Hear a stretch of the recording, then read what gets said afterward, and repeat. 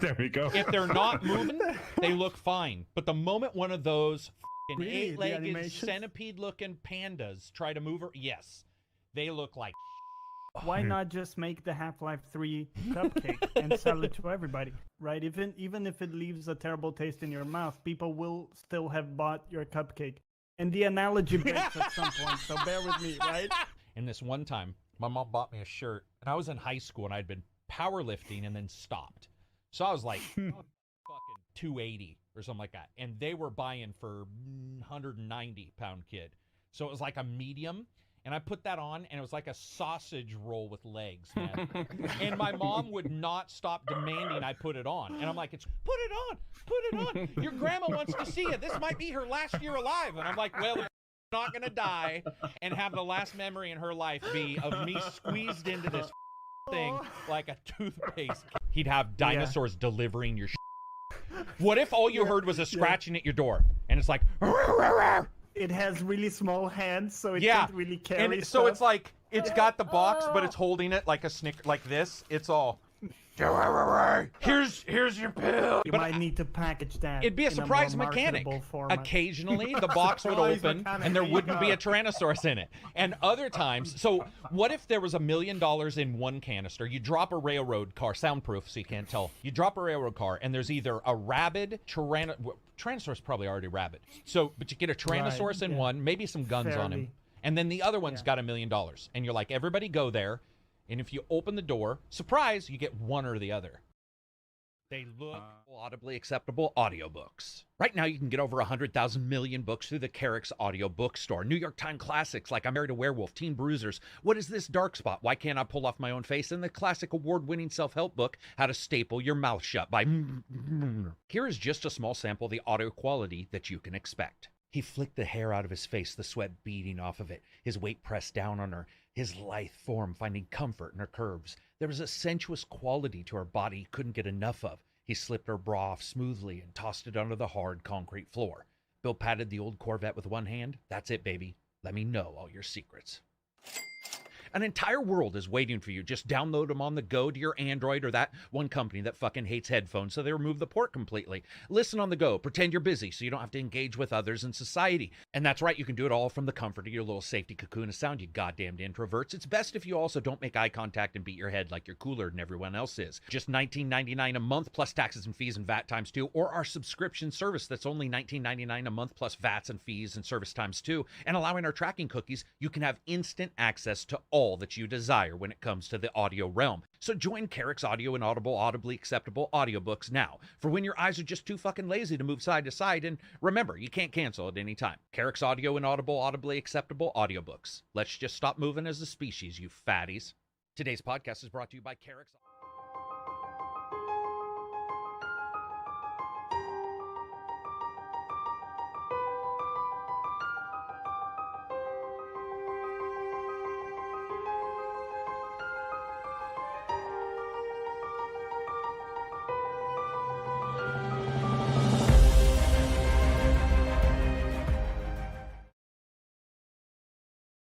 Let me turn me on.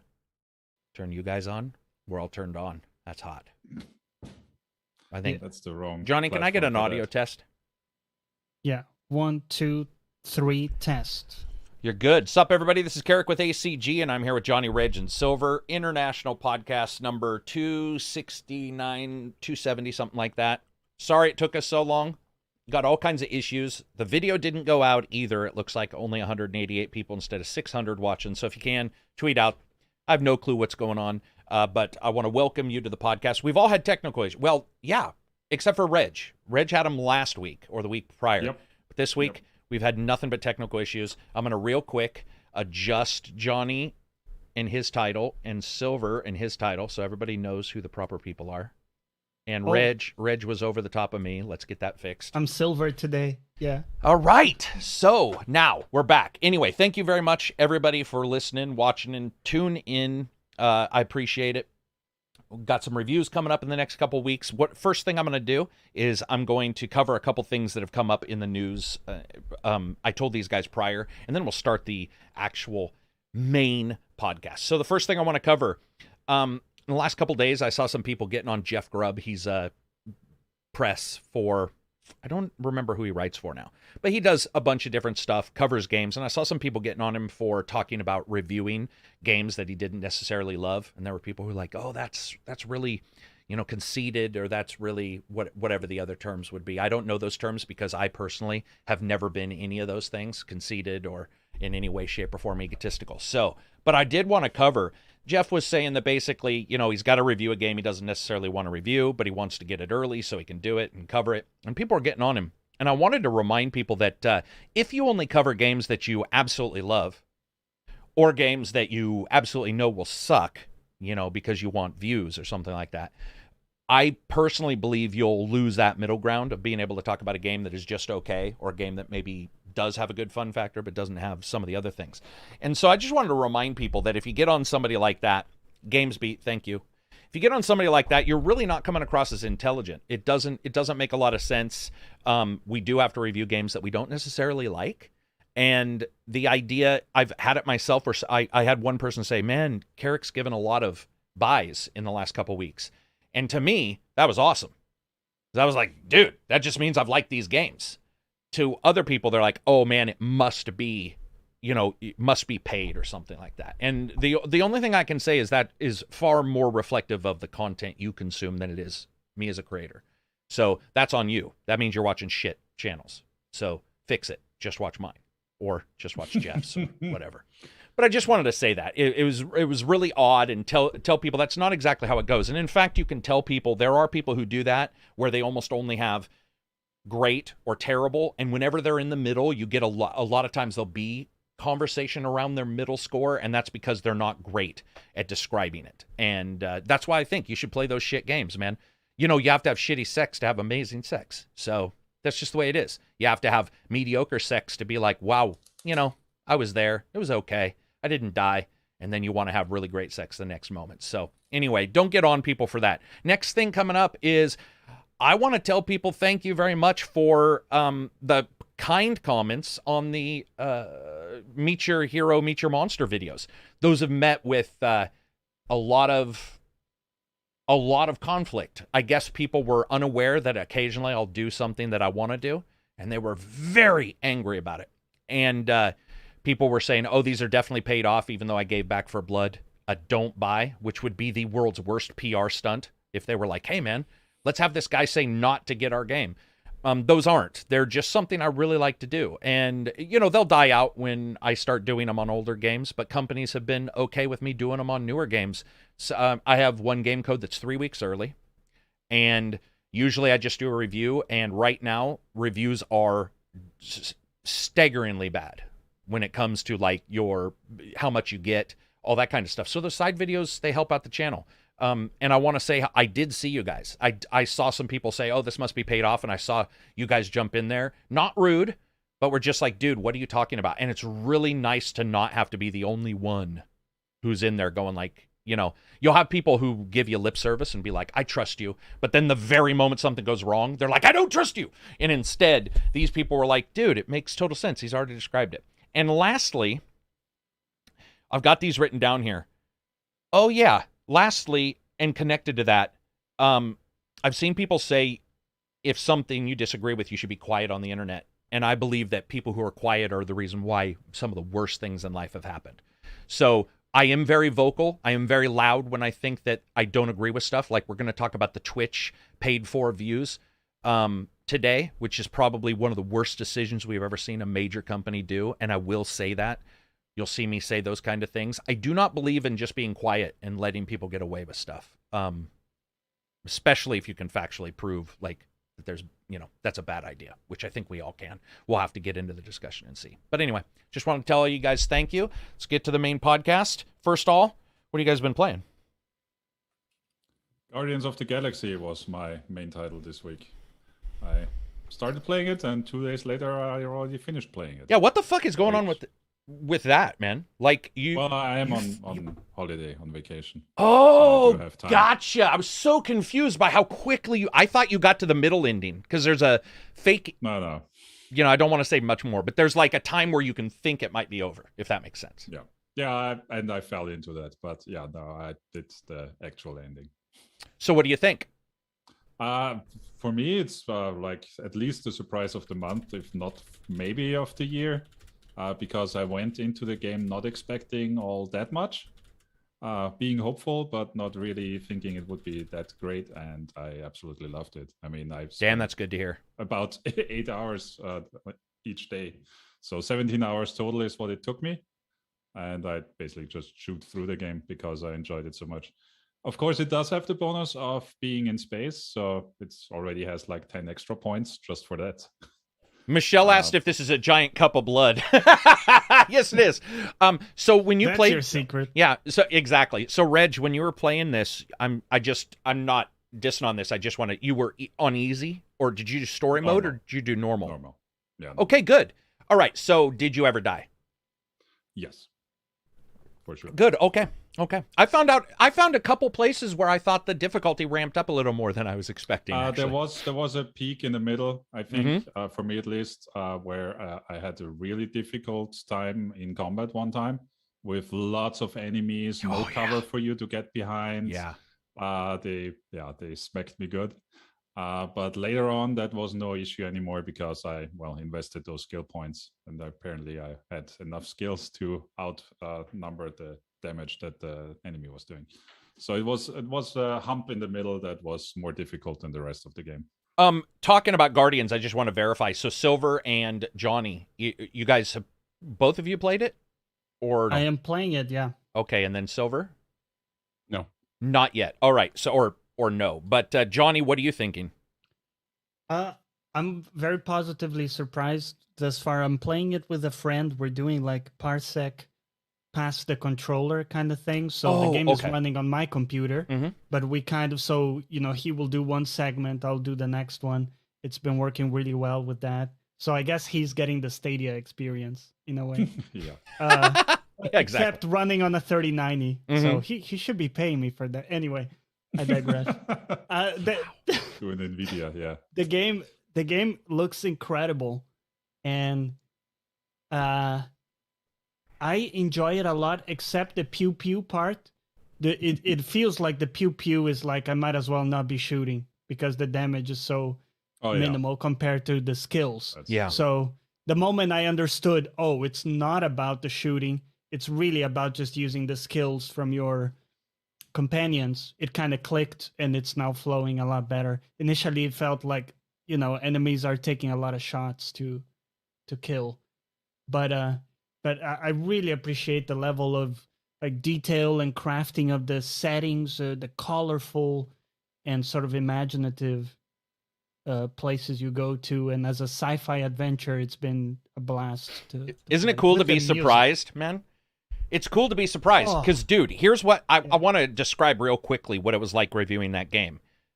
Am I the only one who likes this? That went through my head 8,000 times. And I'm like, dude, every time I thought that game would let me down, like all the other games, too short, right? Let's say it's too short. That might pop up. Or let's say it was sort of buggy for a while for me until they patched it, which you guys are playing. But I was playing a bit of the pre-patch version, which was rough. Not like the crew rough where they pretend it's a beta, but it was rough. And man, it was so amazing to get done and be like, holy shit. So I played it again. I was like, fuck that. Whoa, wait, what? Super chat, Jay Rush. Haven't been in a good financial place, but lately been blessed and want to let you know you're greatly appreciated, Karak and team. $500 super chat. Now, if that goes through, you rock. If it doesn't, and you're one of those guys who pretends, then I'm going to be mad. But thank you very much. Yeah. Hopefully I've saved you that much. Most likely I probably haven't, and most likely you've ended up buying more games because I do get pretty excitable when I love a game. But yeah, thank you for the super chats because we don't have subscriptions and I don't do ads. So I definitely appreciate that. We'll have to, here, we'll pin that. Oh, we can't pin it. It's already pinned. I could add him as a moderator, amazing. But that'd be a disaster. As he's deleting everybody. He's like, that would be the Twitch model. Yeah. But thank you very much, man. We definitely appreciate it. It helps us big time. It's so cool though to play that game and then do the review. Saw the other review scores because I didn't talk to anybody about it, and then waited for people to get it. And yeah, you get some shit where somebody's like, "Oh, you just paid off," blah blah blah, blah blah blah. But I was like, I think people are gonna dig this game, and then dude, it just started rolling in. Man, people were just like, holy shit, this game's good. Like, what? And I started getting pings on DMs where people got it early, and they were like, this game is fucking good. And it restores confidence that an IP can, from, Marvel. Let's be honest, man. Marvel's got millions of dollars, and they just they usually suck hind tit most of the time. And here we are playing this game where you're just like, holy shit. So it's very cool. And what a joy. The licensed music, it takes me back to like GTA and those games where, yes, the licensed tracks do add a layer of enjoyment to it. I was jamming to Take On Me from Aha on my ship before a mission and, hyping myself up before it's karate chopping fucking somebody with the guns, because you can do the up close punch with the guns. Oh, and kick them? Yeah, smashing them and kicking them, and then having like George Michael play in the background was just... It was that moment where you're like, oh, they nailed it. They nailed it so much that Rick Astley, the guy who does the Rick Rolled, he actually talked about having his the singles doing better. Like, people have been listening to it a ton. It's Iron Maiden. By the way, I'm also a big fan of the Star-Lord, the original music. So they got an audio director and they said, we want you to write like 12 songs that feel like they're from an old 1980s rock band / sort of dark, sort of Def Leppard, in the middle kind of thing. And I think he nailed it. And you're sitting on that bed. I don't want to ruin it, but you're sitting on the bed. You're like looking at the lyrics, and man, it's what a surprise. Pointed me to the fact there are tissues handy by the bed. Yeah, we get it. I didn't see a sock. I don't know if you guys saw a sock next to the bed. Well, probably under the bed. Have the tissues. Yeah, the tissues are enough. But dude, it was so good, man. It was so good to be able to play it and enjoy it and see there were issues in it for sure, but to come out of it and just be like, this is a fun experience for the cost. It was really, really nice. So I'm glad to see so many people playing it like it. Like, that game it's one of the few where you get done reviewing and you don't know where the users are going to be. You're just like, here we go. And instead, it's just been perfect, man. It's been exactly the expectations, that I thought. Are you guys going to play it again? Probably not. No. Yeah. I mean, would you say I want to play? Right. Would you say it has like some replayability elements, like some specific reasons why you would want to? Well, there's a lot of character one-liners that change. You pick up on them probably the first time you're playing, because there's some stuff that's said that you're like, that's an odd thing to say. Why would the character know this or know that? And then you play it again. And also there's a lot of skins that I missed on the first time around, and I just couldn't find them. And like, they've done something really cool with the skins where they're not exploratory, where you have to go 800 miles, but they're hidden behind like a little corner or something. And there's one in particular that I was really impressed, because when you enter the level, you can't see it. But if you just move a little bit to one side and look backwards, you can. And I was like, that's the way I wanted it, where it's not that shit where you're like, oh God, here we go. I got to look into every corner to find all these. No microtransactions. Like, it's just... Oh, yeah. Yeah. Nice and clean. It's just a game.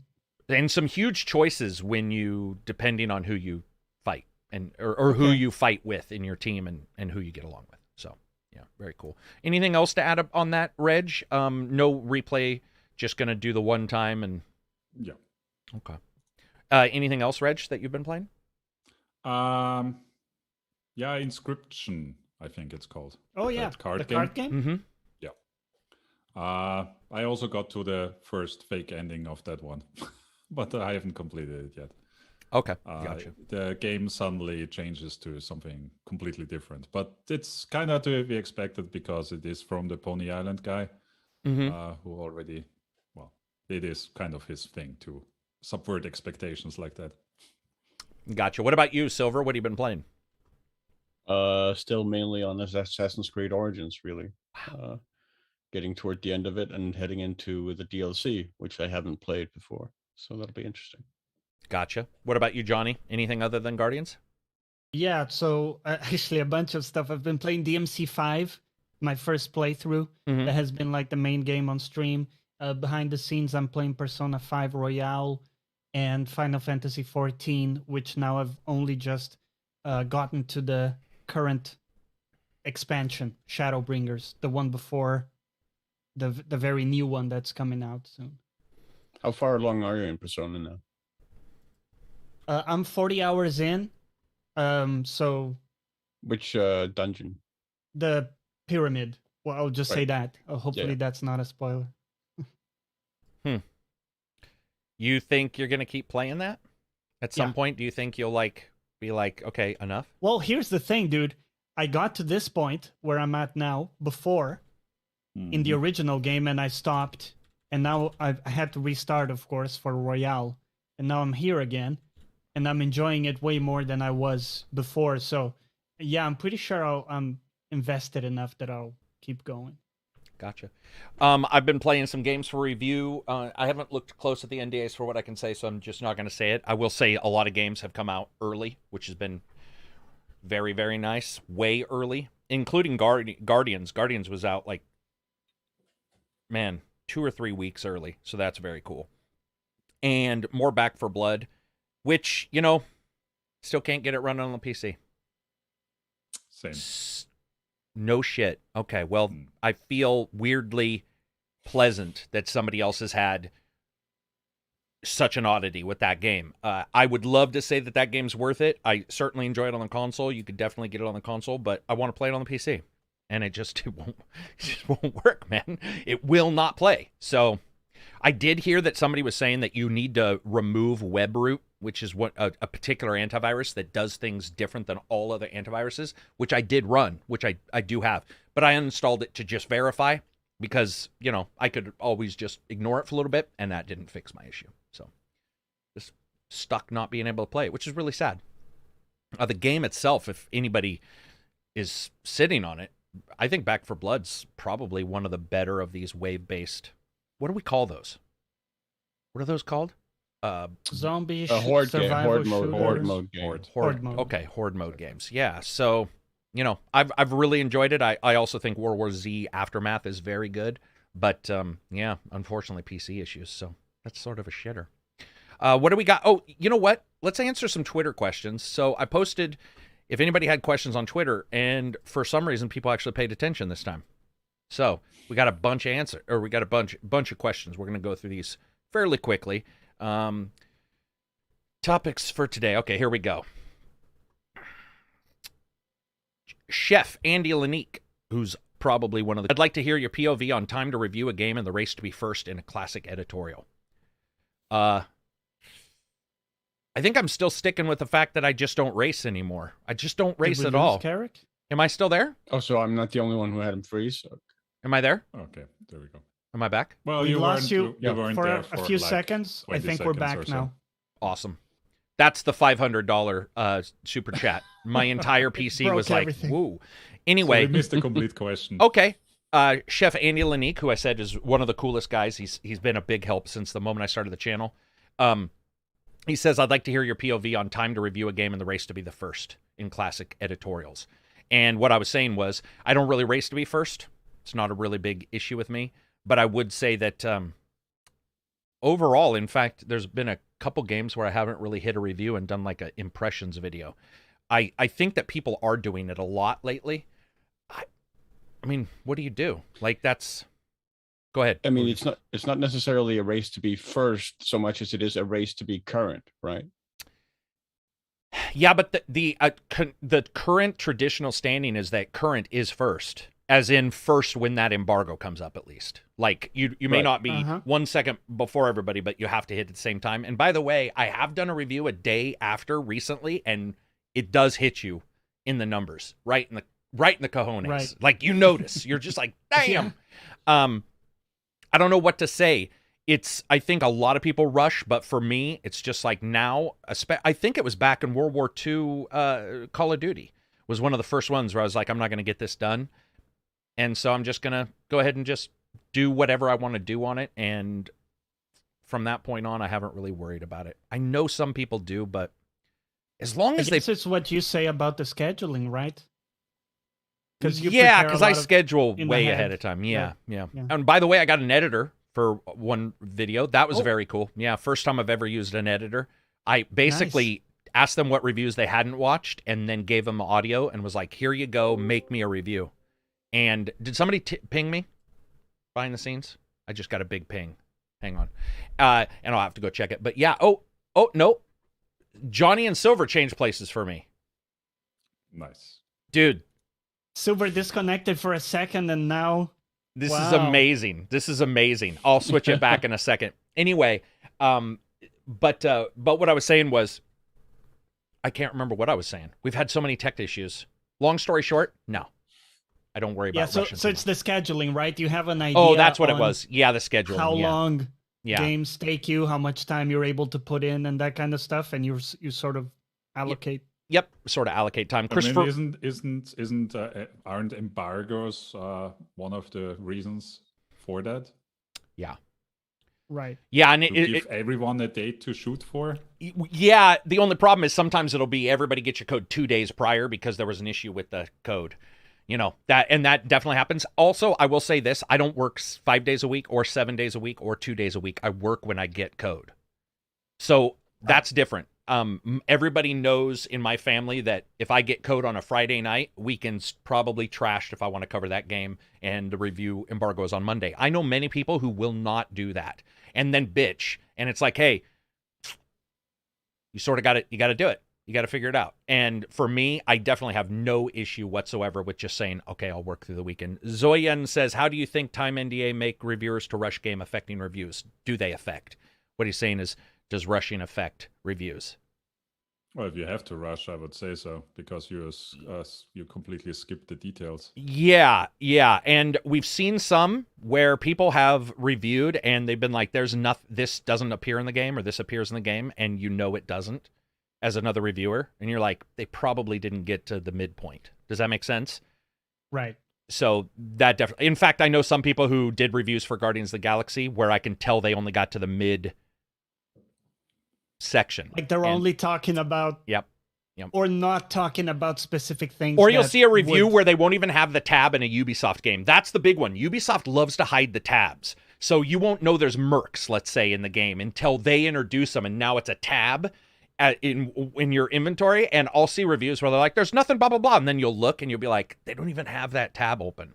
Like it never shows up in the review. Now, again, you're recording 60 hours of review footage, you only have 15 minutes. I've had people get mad at me. They'll be like, you showed a death. Why did you show a death? And I'm like, well, it was funny. Or they'll be like, you did this or did that. And I'll be like, yeah, it's 15 hours of video for 15 minutes, or it's 40 hours for 15 minutes. So next up, Christopher says, my question is, does Batman Arkham Knight need a next-gen patch? Does Batman Arkham Knight need a next-gen? I thought Batman Arkham Knight had been optimized. Anybody know in chat? I thought it'd been optimized. I think it's been optimized, but not for like next generation, I don't think. Gotcha. So maybe on PC only. I mean, it was optimized insofar as it was fixed, right? That's basically it. Yeah. We're going to talk about this. We're going to talk about this. We're going to talk about this. They're asking about Age of Empires. Let's see. PM says Age of Empires 4 will be good enough to bring more people back to RTS. I personally love it. Reg, did you do it? I only started it. I played the tutorial, and that's currently as far as I got. Gotcha. And Silver, you'll get this, right? Or will you not get Age? You're an Age fan, right? Yeah, except I haven't really played since Age of Empires 2. I don't feel particularly inclined toward getting into 4 at the moment. That's like 20 years ago, bro. Yeah. Yes. So are you a fan? I mean, sex once. I'm a fan of sex. Yeah. When was the last time you had it? 25 years ago. No, I've already been there. So. Yeah, exactly. There we go with the middle high ground. You're like, been there, done that. Can't get better. Scored it, aced it on my first try. Got the gold medal. No need to return. As far as I know, it's doing pretty well numbers wise. It's doing really well, and I got to tell you guys, man, here's what happens with Age of Empires. That sweet ass fucking meditation music comes on. Because it's got that, and it's got flutes, and they're just like, and then, you know, your guys are like, choom, choom, choom, you know, all the sounds. It's an auditory, it's so soft and so good, and so it's just my jam. Age of Empires, something about the audio has captured me since the first one, and they nailed it in 4. And so I was watching Big Mac stream it last night. And I got to admit, half of it I wasn't watching. I was just listening to the hammer. And I don't know why, man. It's just that audio is ace for me. But that game is doing surprisingly well. Multiple people have said that like their views on it have done well. If they've done writing, that's done well. So journalistic stuff. So very cool. Moltov says, can't spare much, but I'm glad to be here so many years. Thank you very much, Michelle. Hopefully the cat ends up okay as well. Using Death did a 50 Electronium super chat. Just finished White Scars in the Warhammer 30K Horus. Oh, is that 30K? It would be 30K, not 40K, right? And I'm pumped. The video games have been hit and miss so far on consoles. What kind of Warhammer 40K game would you love to see? I would like to see Space Marine 2. Bye, Silver. Silver's like, fuck you, man. Don't tease me about Warhammer. Guys, I'm sorry. We're having all kinds of tech issues behind the scenes with Zoom. Fantasy, I'm out. Yeah. Silver's like, if we're not talking about Warhammer Fantasy, who gives a shit? I'm out of this podcast. Wait, Silver, we can't hear you. You're still muted, Silver. Oh, Silver, you're muted, yeah. Yeah, my connection's all over the place. Did you hear what I said, though? Space Marine 2 would be the Warhammer 40,000 game I would like to see. No, I completely agree. That would also be mine. Yeah. Wouldn't that be so good? Dude, people just don't get it, man. I mean, Space Marine is a good game. Very good. Yeah. Also has a really, really fun horde mode. Yeah, very. Toby says, hey, guys, I have a question. Why is there no Riders Republic review yet? Because I haven't played it yet. Played barely any. They restricted reviews until yesterday. They didn't give code late. And I'm going to be honest, Riders Republic made me a little ill. A little sick to my stomach. Oh. Yeah, there's a lot going on. And from what I can tell, at least from what I've been messing around with, I could not see a way to adjust the view. And so you're right up the asshole of this BMX rider, and then he's going right and left and right and left, and then you switch to your surfboard, and it's going up and down. And I did that thing where I've got the big monitor and that much movement. Yeah. Little shady for me, man. I get that weird little catch in my throat. And so from what I've been told, it's awesome. I think Silver played it. No, I haven't played it yet. You haven't played it, but you liked Steep, and this is Steep too, right? Yes. Yeah, basically. Another super chat. Let's see. This is Mike Su, $20 CA. That's Canadian, so that's $3 in American. Thank you very much for the $3 United States freedom bucks. I'm just joking. I think Canadian might be equal to or worth more. You rock. Thank you very much for the super chat. Abel Nunez, super chat, $5. Thank you very much. You rock. I appreciate it. A lot of people here want a Horus Heresy game. I'm not quite sure you could have, that would be like having, well, Avengers was every superhero at max power. So I guess it's possible. Because Horus is max power. There's no, other than the Emperor and Horus, like they're two Supermen, basically. They're the major guys. So it would be interesting to see a game like that. You wouldn't want to be a normal dude there. You get your butt kicked.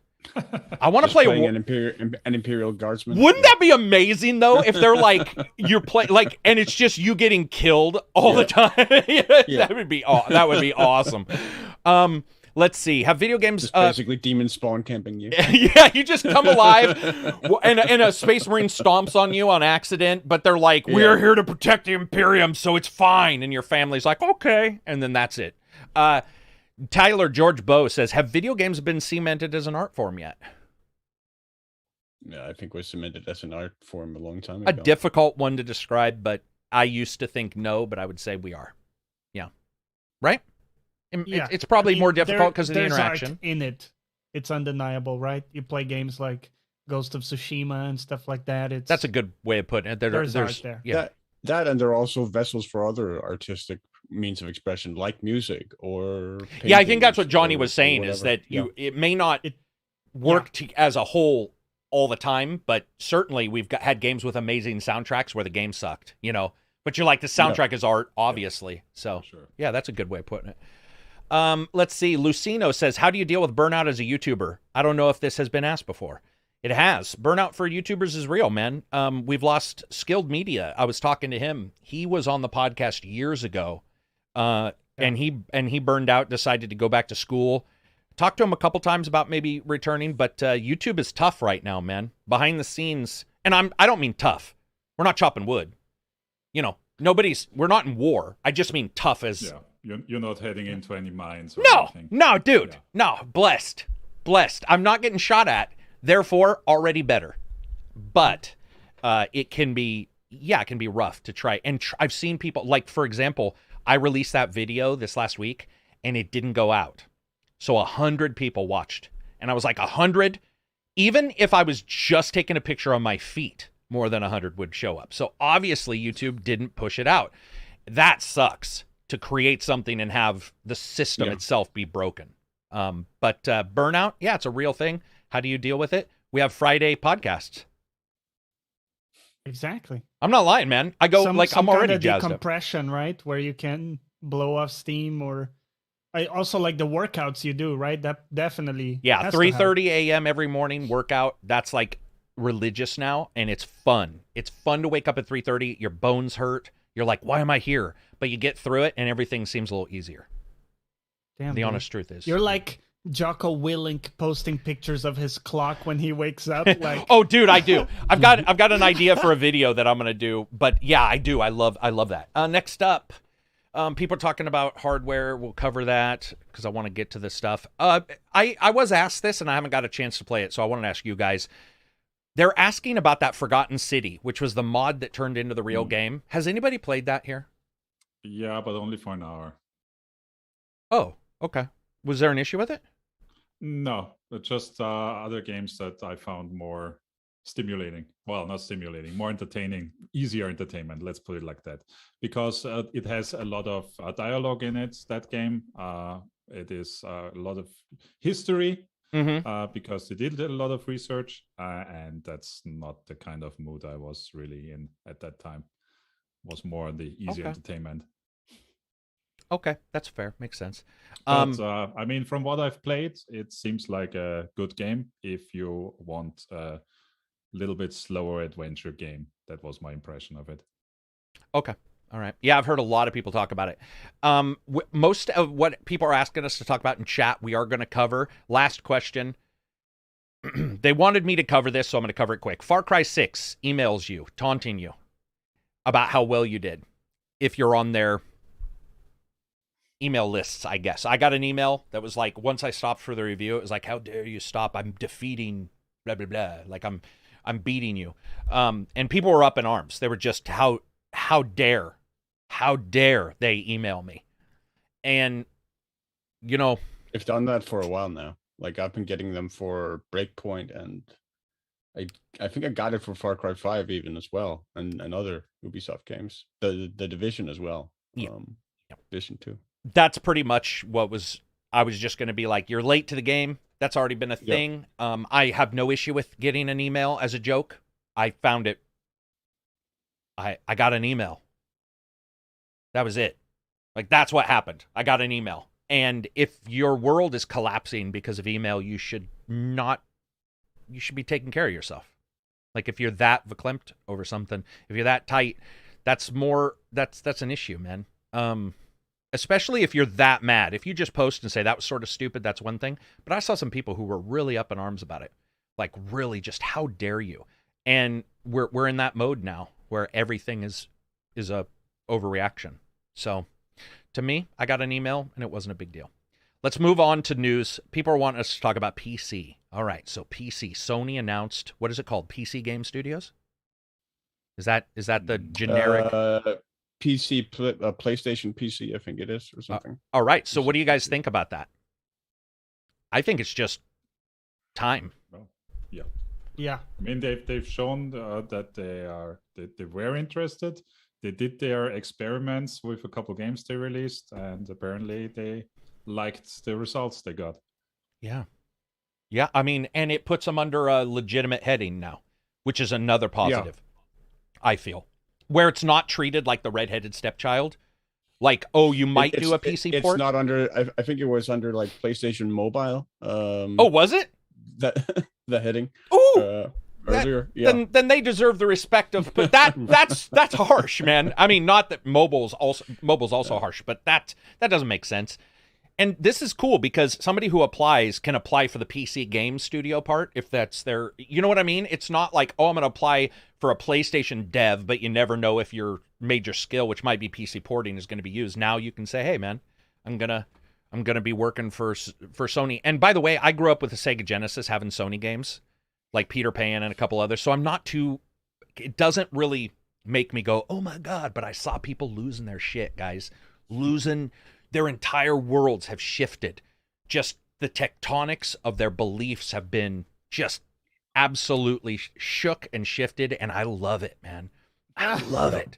I love it, and I like teasing it. I like poking in more ways than one, but certainly on Twitter. I love to poke at those people and just watch. They're so, I don't know what the term would be. They're so on edge. It's like the idea for that little PlayStation bubble or whatever. Yeah.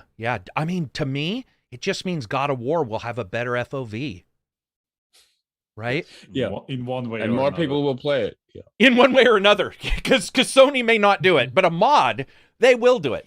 Oh. Yeah, Sony won't do it. I do want to. I would be surprised. I do want to add, as we continue talking about this, I do want to say, I was corrected on some stuff about GTA last week. Oh. Who corrected me will be a mystery. But I was contacted right after the podcast and informed that I was wrong on a number of things. And I want to say thanks to people who watch the channel, whether you be professionals or whether you just be fans. We were wrong. They did announce that they have really corrected the control and upped the control to what they consider to be GTA 5. Now, we did mention that a little bit, that GTA 5 is no great gains when it comes to control. Sorry.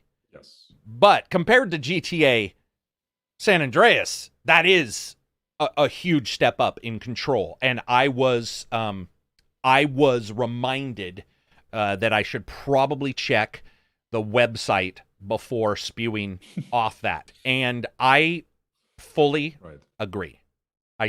We were all here. Yeah. We didn't check. It True. was right on the front page.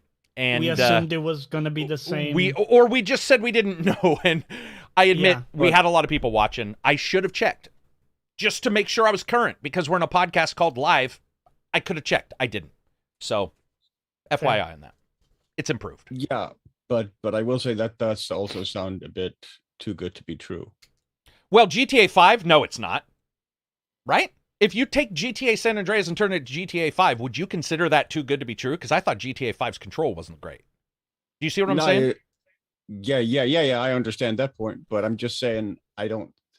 Given that, like the actual like physics and mechanics in the game, that would be a complete overhaul, like from the ground up. That I don't necessarily would find it difficult to believe, but maybe they didn't spend it on the fucking graphics. No, I mean we'll see when it's out and how it plays. Right. What do you guys think about VR? San Andreas or what is it? San Andreas that's doing VR, or is it GTA 3? One of the that's exciting. I mean, if you want to puke, I ain't playing it. Yeah, I'm not excited whatsoever for. I don't want to look at VR. I don't want to look at those rhomboid shaped arms and clothes that I have to. I'm excited for VR to get whatever it can get because I'm a huge VR fan. I can't play it. I would get sick. I'm sure I would get sick. But it's nice to see VR getting some big names. That's not the same as official support, let's say, for GTA 5. Or official support for Red Dead, but the mods have done that. I mean, I don't know if you guys have seen, but the mods for VR are pretty substantial for both of those games now. So maybe they just didn't feel the need. Oculus is getting it, right? Is it Oculus only? I think it is. I think it's a, what do you call it? Like an exclusive. That sort of sucks. Yeah. But I don't know, man. GTA is getting its return. Do you guys think this? So San Andreas exclusively Oculus Quest. Quest. Yeah. Do you guys see this Oculus as possible? Quest 2. So. An exclusive for the Oculus Quest 2, the improved That's Oculus. What the Road to VR website says. Okay. It's odd though. I don't think we have VR integration for 5 yet, do we?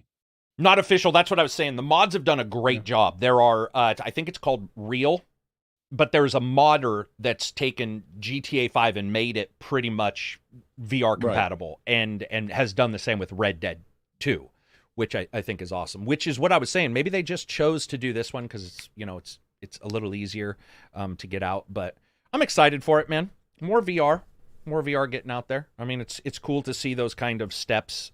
GTA though is a third-person game, which isn't as exciting to me. Yeah, I completely agree. Yeah, like first person is, but I mean, dude, Doom made me a little ill in VR. So like some first person games. I can only imagine. Dude, it was crazy, by the way. And I think when it first came out, they didn't even have real motion, Reg. I believe if I could be wrong on this, but I think it was teleport at first. Yeah. Teleport Doom? Yeah. Yeah, what? Dude. Yeah, go check it out. Yeah, when it first, I'm sure that's actually still in there too, but that's crazy. Yeah. Can you imagine trying to flick your way across a level in Doom? Because, I mean, do you ever stand still in Doom? Like, almost never. Really. Yeah. Yeah. Modders are magicians, Andy says. Yes. San Andreas driving in VR, instant motion sickness. Oh, yeah, somebody reminded me. VR Resident Evil 4 came out, and from what I understand, people are loving it. So, there is that, too. Okay. Another one that I loved 7, but I don't know if I'd return to 4. We'll have to see. Brandon Harden, $5 super chat. Rewinding a bit, what studio would you have chosen to do a new Space Marine game?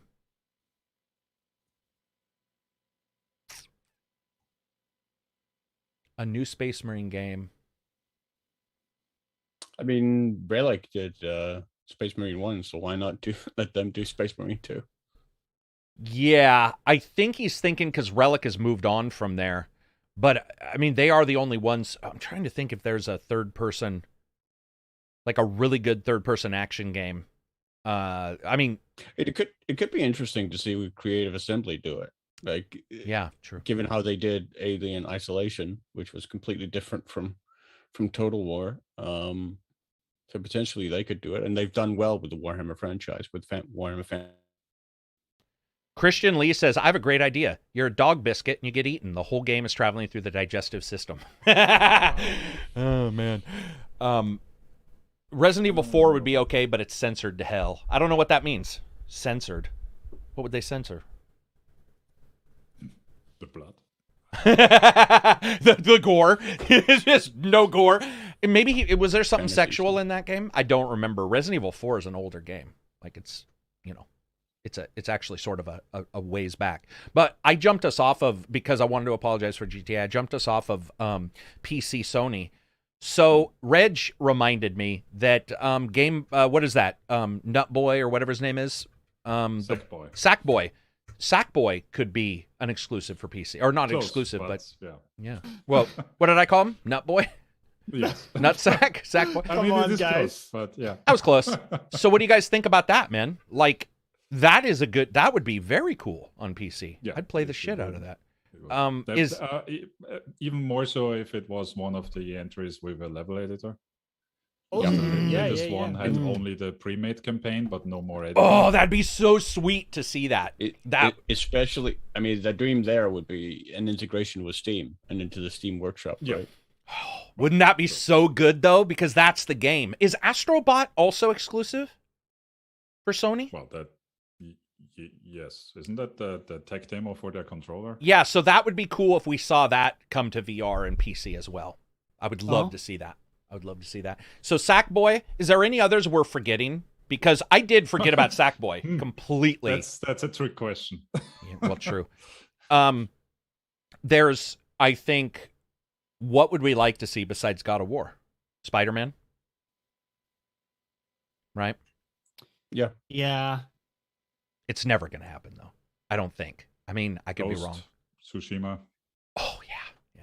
We talked about that one. Yeah, Ghost. Sure. Yeah. Sony's got some older titles, too, that we haven't seen, on PS5 that, like, they definitely, once Killzone. The Last of Us games also, given that we got Uncharted from Naughty Dog, so it might be. True that. A Last of Us game would be, I mean, honestly, I feel with a Last of Us game that it would actually, what's the term? It would hit its proper crowd on a PC. because they get Right. to crank that graphics. You know, somebody's got their old 380. What can we do? TIs? Does 380 have? Is there a 3080 Ti or is it just 3080s? It is a 30. There is a 3080 Ti. So there you go, 3080 Ti. So they get that extra whatever that's in that. You know, they can get more polygons on their flesticles. I don't know the difference between 3080 and a 3080 Ti. I have a 3080. You, Johnny, you have a 3080 Ti, don't you? I have a 3090. He has a 3090. Jesus. Yeah. What? Now that's worth like gold. Okay, in my defense, I actually tried. I put an order in for a 3080, but just none were available. So my choices were to not get any new card and stick with the 1080 Ti, which would have been okay. But I wanted, because I'm a like a gear enthusiast. Oh, sure. Yeah, And nothing wrong with it. It's Yeah, I one get of you. those things, like if you're a car enthusiast, right? You don't need a muscle car or anything, but you kind of get a kick out of it. So Yeah, it's yeah. more for that, out of a need. Yeah, I got it for sure. Somebody was saying Ratchet and Clank. They would love to see on the PC. Yeah. I would kill to see. Can you imagine that? That would be. I mean, the thing is, I do want to see Killzone. By the way, Killzone the one that looked good on PS4. The What was title? Yeah, was that just Killzone Resistance? That one. No, I think it was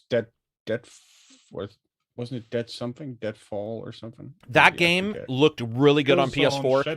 Shadowfall. Can you imagine Shadowfall. that game like on PC with your 3090 Ti? It'd be sweet. There's a lot of really cool stuff out there that again isn't necessarily talked about as much because my dog's freaking because God of War beats it out. Argonaut did a $5 super chat. If PlayStation PC games eventually release day and date with PS5 versions, what are your thoughts on GeForce Now RTX 3080 as a PS5 replacement? Oh, yeah, right. I see what you're saying. They won't release them day and date. Yeah. No, never. Okay, well, it doesn't matter because a lot of people save money on this channel. What if they do it a year later? Yeah. I mean, I just personally think streaming's not a replacement for native. But Yeah, yet.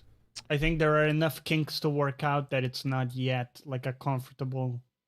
can you play the 3080 version of GeForce Now? Can you play State of Days Gone on that? So can you play? You could right now. Can you stream? I'm not sure. Yeah, Not because sure.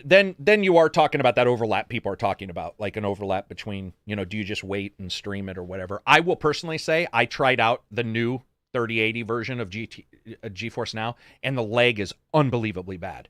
I was not able to play a game. I saw some people who didn't seem to have that issue. I have had nothing but problems with GeForce Now. So I'm probably not the best example. Andy Martinez, $5 super chat. Zuckerberg's version of what the future could be is basically Ready Player One, judging by what he showed yesterday. We will talk about that in a bit. Let's see. Shadow failed on PlayStation. Did it? I was not aware. I didn't know that Shadowfall didn't do well. I thought it did very well. In fact, on just I had the launch console with the 2 controllers and that game bundled in, and I enjoyed the game. Yeah, I enjoyed it. Maybe just because of the tech at the time, where I think maybe some of us were surprised how well it did. But let's see. State of Days Gone. Yeah, sorry, Andy. I did mess up the name.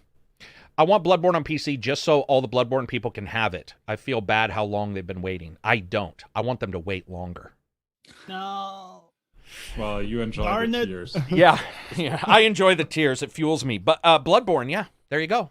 Bloodborne's another example. Can you imagine that? Bloodborne, ray traced out. I would go fucking crazy with that. Would you? Well, or just a stable frame rate. Or just not micro stuttered. It looks such a identical. sucker. Yeah. I know I'd you pay are. like full price for a PS5. Wow. Okay, maybe not full like 70, but you know what I mean? Like a hefty. Nah, that's cool. I mean, dude. Sony, make it happen. Yeah, it's obvious we've passed the point of where now it's just like they're laughing at people, right? Yeah. At first you look and you see other remakes and you're like, they'll get to it. But now we haven't got Bloodborne long enough that now you know that Jim Ryan is just on his throne made of your skulls and tears laughing. He's just, Dude, I have a theory, What? game theory, that at some point Sony is going to come out and say, yeah, guys, Bluepoint has been working on a remake for Bloodborne, and it's like the Demon Souls treatment, where it's like an actual you know. Yeah, like, the full upgrade that we got with like an actual upgrade, yeah, and then it's like boom. But you're probably, such a fan, probably dude. never gonna happen. You're such a fan. You're the type of person who just looks directly into the black hole of the future and still sees that pinpoint, right? That pinpoint of light. It could be. Dude, you're one of those guys that probably, like, have you ever seen it? Like, somebody will be in a credits of a game, or there'll be some LinkedIn, and people are like, it's for sure happening! And they're running around their house, and you're just like, dude, calm down. But no, I get you. Dude, everybody wants that, and as somebody said, 4K, 120, which you could probably hit, that would be pretty impressive. I would imagine that, like the older games, that everything is tied to the frame rate. True, So physics is tied to the frame rate. Yeah. Right. That's true. I don't know, man. I just think it's awesome. Like, it's not hurting anybody. I'm sorry, but if you think your PS5 at its price is equivalent to a PC at its price, I don't know how much dope you smoke, but it's way more. Especially currently. Yeah. So the idea that a person can get in early on their PlayStation, right, that's awesome. And guys, PlayStation's doing some like Forbidden West. Somebody just mentioned that game looks awesome. So many games look awesome on these consoles. You can get in there, and then PC a year later, play it with whatever video card you can get, if you can get one. And by the way, I got my 3080 in this system. I have a 2080 Ti sitting out. And I looked at the prices for a used 2080 that isn't been used for Bitcoin. I've never used this thing for Bitcoin. Dude, it's the price of, listen to this, guys, it's the price of a PC 4 years ago. That's how much I can sell that for. That's pretty sweet. Yeah. Eric McAllister, $5 super chat. Any thoughts on the partnership between Hamilton and Ubisoft?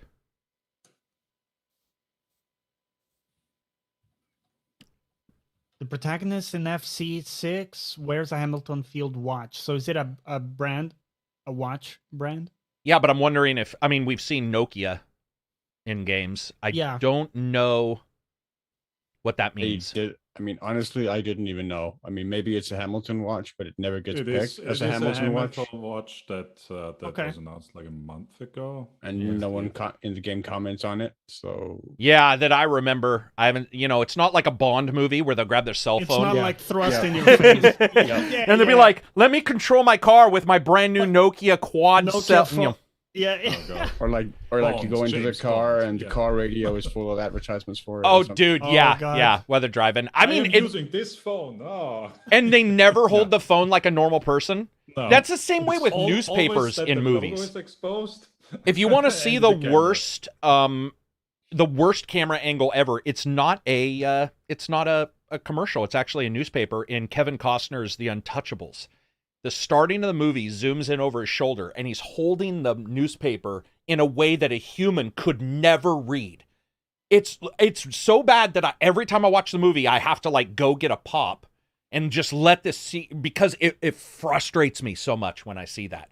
Those kind of things, whether they're advertisements or whether they just want you to see something. Have you ever seen in a movie where they'll be like, let's look at the map for the hidden, magic box of genitalia, and they'll put the map down, but they're looking at it from a corner, like they've got it so that the camera angle. And impossible.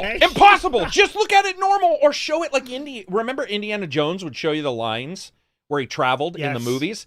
They'd be like a $2 fade filter from the world's shittiest video card. Just do that. Let's see. You simply won't get those high quality PlayStation game productions if Sony sticks to selling just on its boxes. You won't get high quality PlayStation game productions if Sony sticks to selling. I don't know what that means. Do you mean PC is allowing them to do? I think you mean more. I'm taking it to mean that that they won't see the profits that they will otherwise. But I don't. Sony's gaming division gets funneled money from the other divisions as well. So. And they get funneled from successes. Yeah. Yeah. Right? Sony. They're for arguably one of the best. Integrity too, right? They're pursuing a certain quality or integrity of games that if it was completely corrupted by these sorts of annoying things, it would detract from that. So I don't think anybody's really unhappy about the PC Switch. I think people have become sort of used to it, except for console warriors who that was their sticking point, and now they've lost it. Yeah. It's kind of like, trucks being driven by computers or whatever. Yeah. It's bound to happen at some point. Sign of the times, right. That is an odd-ass comparison, but I actually understood where you were going. There's a link, tenuous, Go ahead, but it's there. It is kind of funny to be here though in 2021 when you remember like 15 years ago, everyone in the industry was saying PC is dead. Yeah, true. That is true. Yeah. And it was in a way. Yeah, exactly. In a way, maybe for specific genres, possibly. Yeah. But overall, it was never even. Remember when RTS was dead? And this was less than 10 years ago. Yeah. Yeah. RTS was dead, and then I would say for sure, what do you call it? The guys who do Warhammer. Creative Assembly. Yeah, those guys and a couple others, and obviously Relic as well. Yes, thank you, Relic as well. They brought them back, and that's sort of what you have is the genre may be gone, but that's about it. It's just not hitting at the time. Andrew says, which game would you want a full remake of? I don't know. I don't worry about that stuff. Sorry, Andrew, not being a jackass, but like that's a if the game I don't think about those. I would say here we go, Knights of the Old Republic, but it's already getting a remake. So that would be my wish. True. What else do we got? What else we got for Did we talk about State of Play? Yes, just now. You mentioned it. That's it. There's not much more to comment, really. I was shocked, like, there really was nothing to comment on. Sure, there was a cute indie little devil saying something, but as a show, that was just... I mean, I watched it with Reg, and his expectations were already very low. Mine were a bit higher, so I was definitely disappointed with it. I don't even watch State of Decay. There we go. Well, wow, that's a perfect. That's like a what do they call it? Like a Freudian slip. Yeah, that's a Freudian slip. But I don't watch the State of Plays anymore. There's nothing going on in them, and if there is, I'll see it later. They're so short anyway that whatever I would want to see, I would want to look at later. Let me ask you this. As someone who was expecting Final Fantasy XVI footage, and I was excited for it, does it worry you guys that we saw some footage all the way back in E3, and for a long ass time now we haven't seen anything? Do you think that maybe speaks to issues in development where the game is in some sort of problematic place, or could it just be normal? I don't think so. I don't think it's fair to say that it's been a long ass time either since E3. Like it's not even been 6 months yet. Maybe it's my skewed perception of time. It kind of seems like it was over a year ago that I saw something of the game. Yeah. But no, I don't think it's indicative of any serious issue. Good. You're dissuading my fears. Thank you. I don't even remember what we saw of 16 originally. Was it a trailer? It was a pretty short trailer, mostly cinematic with a little bit of what combat. Could be gameplay. Yeah. Andy Martinez, $5 super chat says, "I was expecting a GTA 6 release date." Can't tell if that's a joke because you think maybe Sony and man, I expected sex tonight. What's happening? Yeah, what's going on? We're here doing a podcast instead. Yeah, State of Plays just aren't. They're not surprising that there's nothing, and if there is something, I will watch it outside of State of Play. Right. Yeah. Because then you would get word that, hey, this was announced. Yeah, and we'd be able to see more of it. And, when you watch it in a State of Play, it's shitty bitrate anyway because it's Twitch or YouTube. Yeah, so to me, State of Plays are, it is more about Sony just saying, here's some of the stuff we're working on, and I'm okay with that. In fact, I like the idea of indie games because then if somebody likes indie games, they can check it out for that. And those places, the indie games don't get... You'll always hear somebody be like Microsoft or Sony, or EA, has certainly celebrated indie games recently, even though everybody hates EA. But having a 45-minute show where it's mostly indie is pretty cool. So I'm actually okay with that. I don't need to see... I certainly don't need to see GTA. I was not expecting a GTA release date for 6. Like, that's sort of crazy. Colin says, ACG, $4.99 super chat. ACG, since you have to play these games to review them, why not upload the gameplay on YouTube like those Let's Play channels? That's why they're a Let's Play channel, my friend. It destroys viewership, which we're finding out with just this podcast. Oh, people have asked why the podcasts aren't, why we what do I do? I unlist them right away? Unlist? Dude, because if they're listed, people will see them and not click on them, which then tells YouTube they don't want to watch your footage of anything. And so it will not send it out. So I've got to figure it out. Right now, Spotify Video now has us. We're with the Joe Rogans of the world. So Joe Rogan, ACG, and a couple others are on Spotify Video. Video on Spotify? Yeah, we're on video now. Nice. Yeah. So for right now, I don't know what to do. We are looking into some ways around it, but it's definitely a weird situation. What else do we got? Really, there wasn't much in state to discuss. I had something else regarding Twitch streaming integration. I don't know if you guys saw this, but Twitch streaming integration is coming back to Xbox, so you'll be able to kind of just click share, and you're already like Twitch streaming. And I thought that was pretty cool. Yeah, very cool. I mean, it makes sense. They moved away from that business altogether, right, after the Mixer thing, and they're getting back into it, making it easier for people to stream. For me, will always be a good thing. People who want to try it out, get into it, and see if it's for them. So, Thomas Anderson says, ACG, I think the way around that is to make a second channel. Yeah, if you want no one to watch your secondary stuff. Yeah, but it's also like, do you want to create that type of content, right? Because it's not as simple as press record. You would have to alter the way you play games. You would need to like talk over. But not only that, if you make a second channel, you're making a second channel. You're not making the primary channel, so you're just splitting another user base. It just doesn't work for somebody my size. But regardless, moving on from that real quick. So Twitch is coming to Xbox. I think that's awesome. I would love to see more streaming available. But did you guys see the weird shit where Twitch is doing the paid for boosts, where you can boost your streams? And here's something that shocks me. I don't know if you guys saw this. I saw this morning.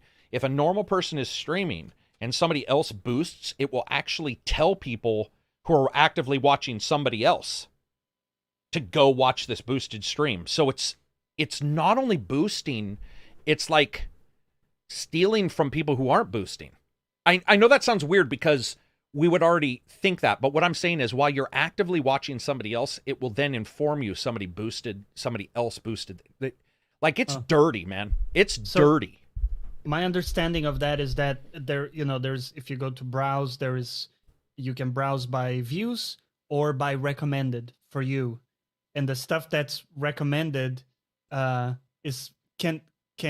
be based on what you said, that people who pay or their viewers pay, they can then be shown in that pane. The problem, of course, is that their recommendation system is not sophisticated at all. And so they're trying to recommend stuff that is of no interest to most people. Because for most people, they have no data, no information as to what that viewer wants to be served. Let me tell you how dirty Twitch is. Twitch has banned people for view botting. Twitch is now selling view bots. Yep. That's how you do it. That's how you do it. And people were surprised. And I continually tell people one of the reasons we left is I didn't like the way they did stuff prior to going to them. I didn't like the way they did stuff. If you're surprised that like Twitch is doing stuff underhanded like this, that's on you, because this was a long time coming where they've been doing all kinds of shady shit. That's life, man. Like, it sucks. It's terrible. It's dirty, but I'm not too surprised. What they wanted was they wanted the money from the view bots, and they figured out a way to do it. And guys, it's dirty. And cold selling. Yep. Yeah. Oh, yeah. True. You mean instead of Exactly, because it used to be a pirated, you would pay somebody to get you gold or whatever, and now the companies, the MMOs do it. Yeah, that's a perfect example. I hadn't thought about that. It's gross. But not only is it shady and dodgy for them to sell that recommend pay thing, but it also sucks. So you also will get close to no benefit from it because the system sucks. So your viewers or you are paying for it. It's shady and it sucks, and you will basically get no value from it. Their hope is, the people who are using it, their hope is that people will be alerted and come and like the content and stay. And it's like, if everybody's doing it, everybody's going to outspend. Like, you can spend, which that changes the entire. It changes the entire demographic for what's going on. It just sucks, man. Yeah. It's gross. It's gross. What are you going to do? YouTube doesn't even tell people that you're fucking live. So I guess in the end, it's better than that. But it's gross to me, man. I fucking hate it. Yeah, YouTube needs to figure out how to push the live streams in some way. YouTube's so because fucking broken. It's a VOD platform, and that's clearly a lackluster integration. Part of Larry Walter, $10 super chat. Twitch seems to be working the microtransaction of revenue in a predatory aspect to play on the folks who simply want to reach a new level. I mean, that's not predatory to me, because predatory would be something underhanded where you wouldn't be able to figure it out. Personally, I believe that it's just shitty. Yeah. And it's right there. There's not much predatory about it. To me, a predator comes out of the fucking jungle and sneaks up on you. Yeah. And Twitch is basically stating, we're in the jungle. If you come in here, we'll fuck you up. And that's not predatory to me. That's just a bully. I think what I get from what Larry is saying is that it's predating on people's desperation to make it, if you're a five viewer Andy on Twitch and you're like, I need something, right? I'm not making any progress. You see this and you're like, maybe I can plug some money into this and get more views. But the system is shit, and it won't do much. So maybe. For me, the future is no more towards the gaming, but family. I need a big break. Family. Can anyone do a Vin Diesel impression? Yeah, just merge it all into what? Family. He's fucking dude's got 2 forearms for lips, man. Yeah, it's too bad, and I would inform you probably shouldn't do it, but I'm certainly not. If I saw somebody boosted, I wouldn't be like, they're a terrible person. I'd just be like, you just did whatever works for you, or whatever you're trying to get to work for you. It's the viewers that are boosting, so it's not like you have any influence over you that. can also pay as the broadcaster. Reg. Oh, okay. Isn't that crazy? Yeah. So I could go to Twitch and just take a couple grand. I could take the $500 super chat we got, right? Go to Twitch, spend $500 and boost the channel on Twitch. It's gross. That is the limit, by the way, 500. So 500 by one person? Yeah, by one person in one go, I think, is the limit, 500.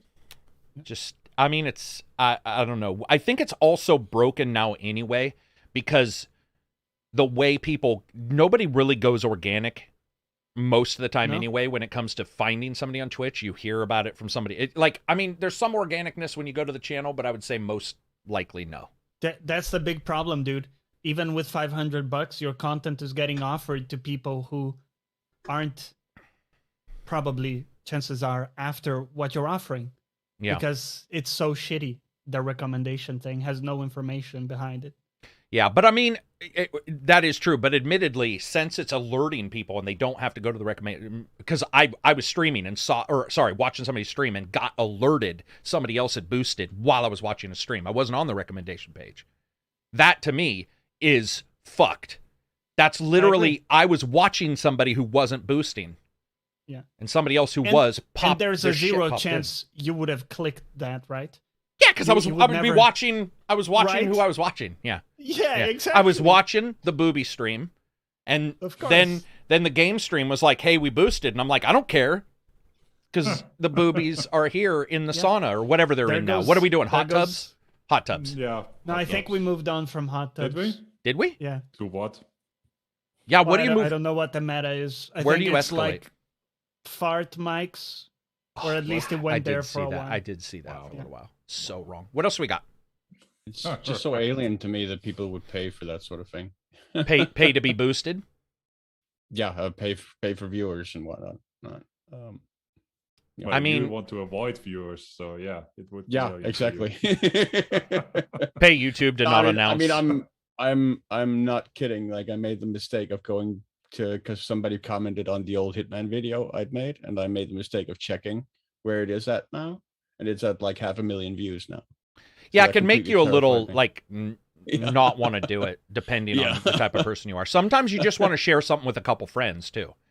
Like that's why I like Discord, because I can jump into Discord and I can share it with a couple friends and not have to do, that huge thing where it's like, okay, we have to figure out exactly what edits we do, which by the way, most of the time I wasn't doing anyway, but I mean, overall, it's uncomfortable for some people. I get it. Why don't you people donate the money to someone who actually needs it? I agree. I'm sure he's bitching because we got money. So I would say I need it. I definitely am starving. Just look at me. Dude, I'm emaciated. I could disappear as of tomorrow. If I turn sideways, it's like a piece of paper with a big bulge at the bottom where my nuts are. So well, you can't even pay for I can't even afford a razor. Exactly. Yeah, exactly. That's true. A shaver. That's clearly the only reason. That is clearly the only reason. Yeah, exactly. Yeah. What else do we got? Oh, hey, let's do indie game. Oh, let's, because he showed. Oh, go ahead. Can I just add one other bit of like news before we move to indie, or do you want to do that after? No, go ahead. What's up? So remember the Nintendo 64 service, right? We talked about kind of shitty value for your money in what seemed to be our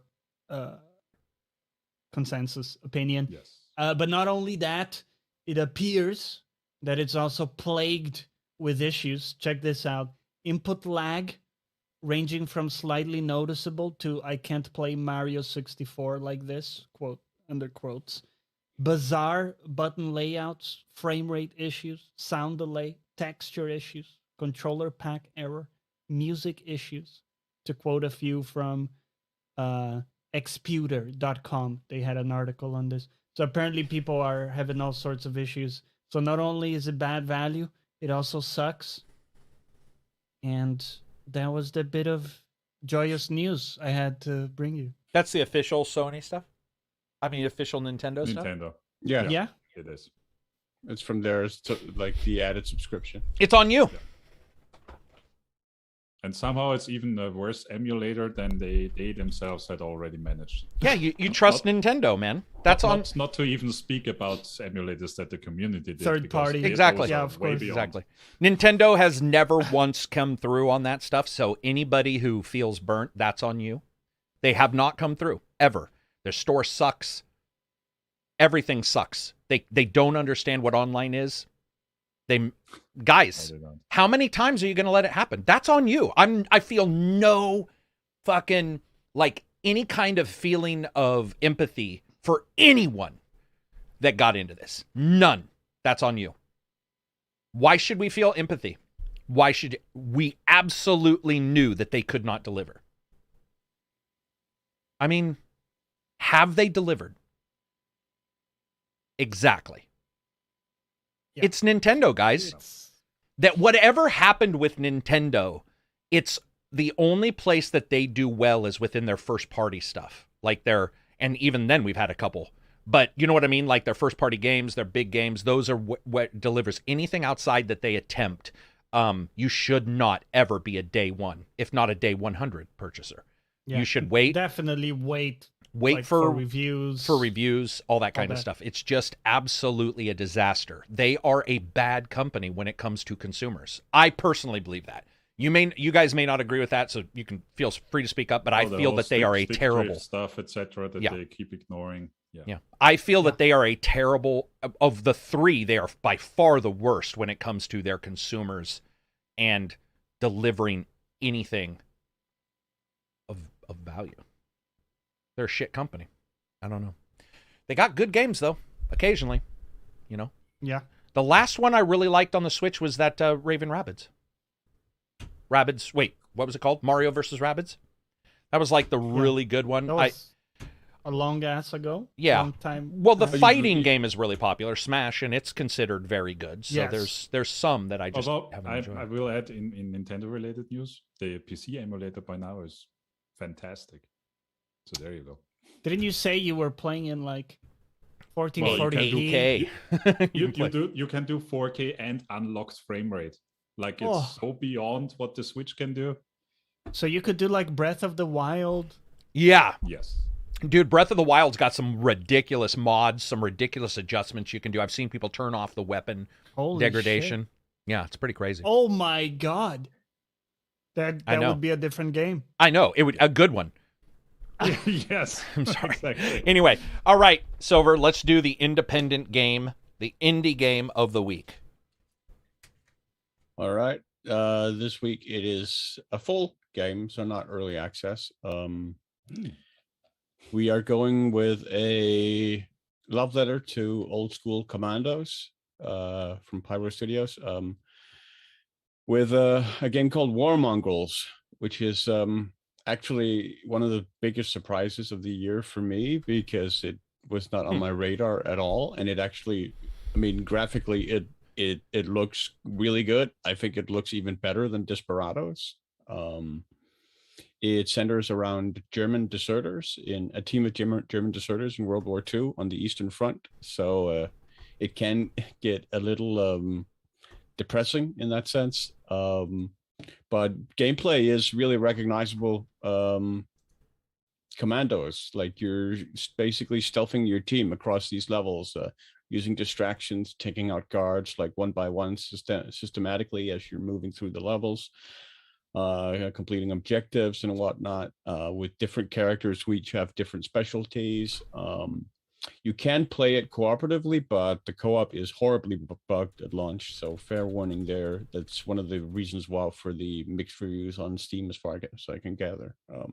It is also a little buggy, not to a game-breaking degree, I found, not to a degree that seriously hampered my experience so far. That may come, but if you're a fan of Commandos, I definitely recommend you take a look at it.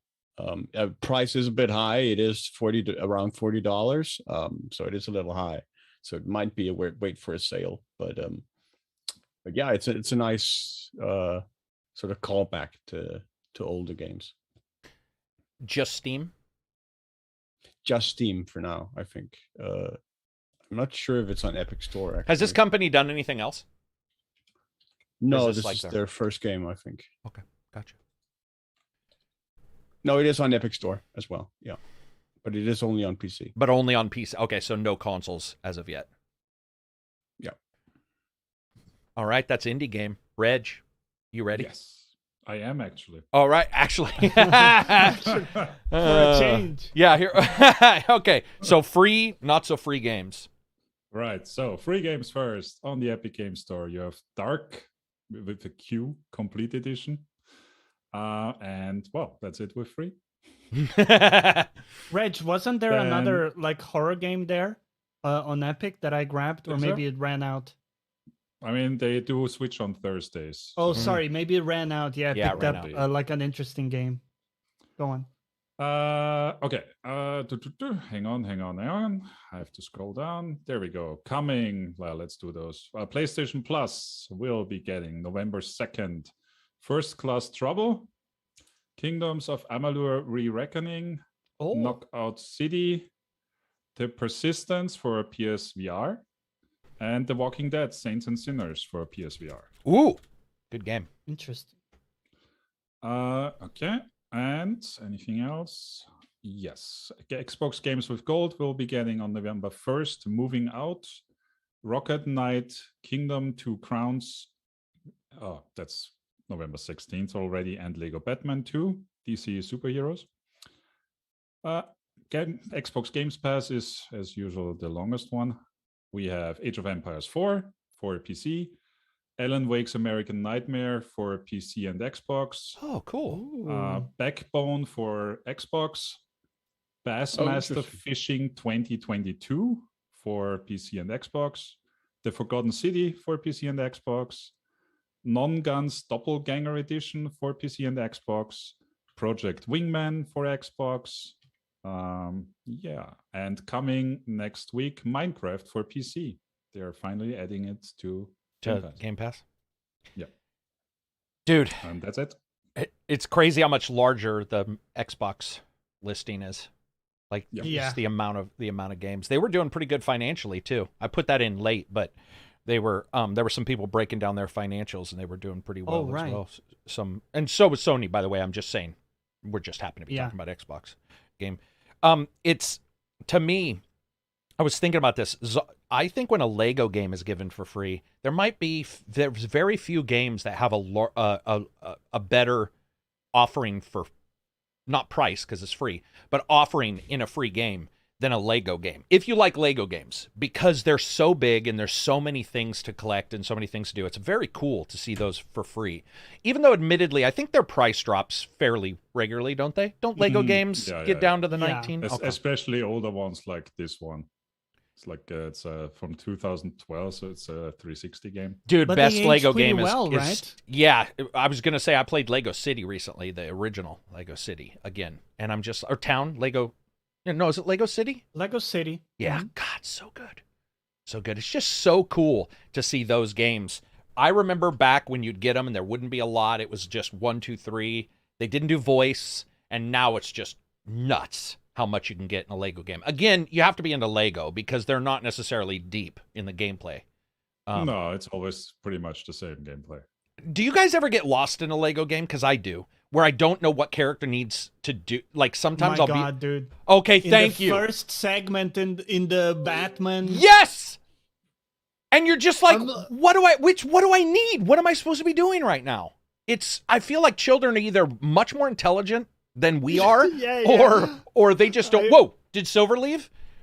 Oh, okay, bye, Silver. Dude, I felt so inappropriate in that segment. Like I couldn't figure out for a while, and until it clicked. It's got to be stressful streaming those, because people will be on you. What were you gonna say, like Reg? That Kotaku dude. Yeah, playing Doom and not being able to hit anything, or what was the one? Or Ori and the Blind Forest. Cuphead. Remember? Cuphead. Cuphead, right? Yeah, he was doing the tutorial. You're right. It was Cuphead. Yeah, it was Cuphead. Yeah. That was rough. That was rough, man. I mean, we've all had those games. I've played those games before, where like it's just not hitting. In the tutorial, man. That was either bullshit or something was wrong with his brain. Have you ever wondered if that was on purpose? Because it was so bad. I do. Yeah. I almost don't buy it, man. Because the tutorial is like, you got a double jump to work with. Remember when I was DMing you guys, though, in that group about Remnant Ashes of whatever, and I was so mad because admittedly the difficulty was just obviously fucked up at that time, but oh my God, I was getting my ass kicked and I was so angry. If I had been streaming that would have been a true Karak freak out moment. Salty stream. That would have been, people would have been like, man, he doesn't know how to play. But, I was getting like the developer said, the difficulty is not in the ads. Yeah, whatever. But anyway, it's so cool to see, all these games coming out for free. The Lego games, I think, are really good winter games too. Invite some friends over, just play, Is there a 4-player Lego game? Or are they all 2? Are they all co-op? Is the most you can play in a Lego game? I think they are, right? I think they're all 2-player. Yeah, they're all 2-player. I wonder if that's ever going to change. Like a 4-player, like I wonder, Lord of the Rings would fit that. If you were the 4 Lord of the Rings characters, those kind of games. What else do we got? Lego Rock Band is apparently the only one that allowed 4 players. Oh. Lego, what? Rock Band? What would you? There was a Lego Rock Band. I have no clue what that is. Now I want to check it out. What else do we got for news? Anything big? Oh, we got Facebook changing their name to Meta. Meta. Oh. Yes. And removing, in some part in the future, the sign-in required for Oculus. Yeah, after unlocking the research for doing so. Yeah, whatever. And weren't they also removing the Oculus brand or name? Yes, they are. Oh, what's the name of? So they're sticking with Meta, I guess. I think across the board, something to do with Meta. Yeah, interesting. Meta. When you look at Facebook and you see this this generational Bond villain being created in front of you. There's something so amazing to watch.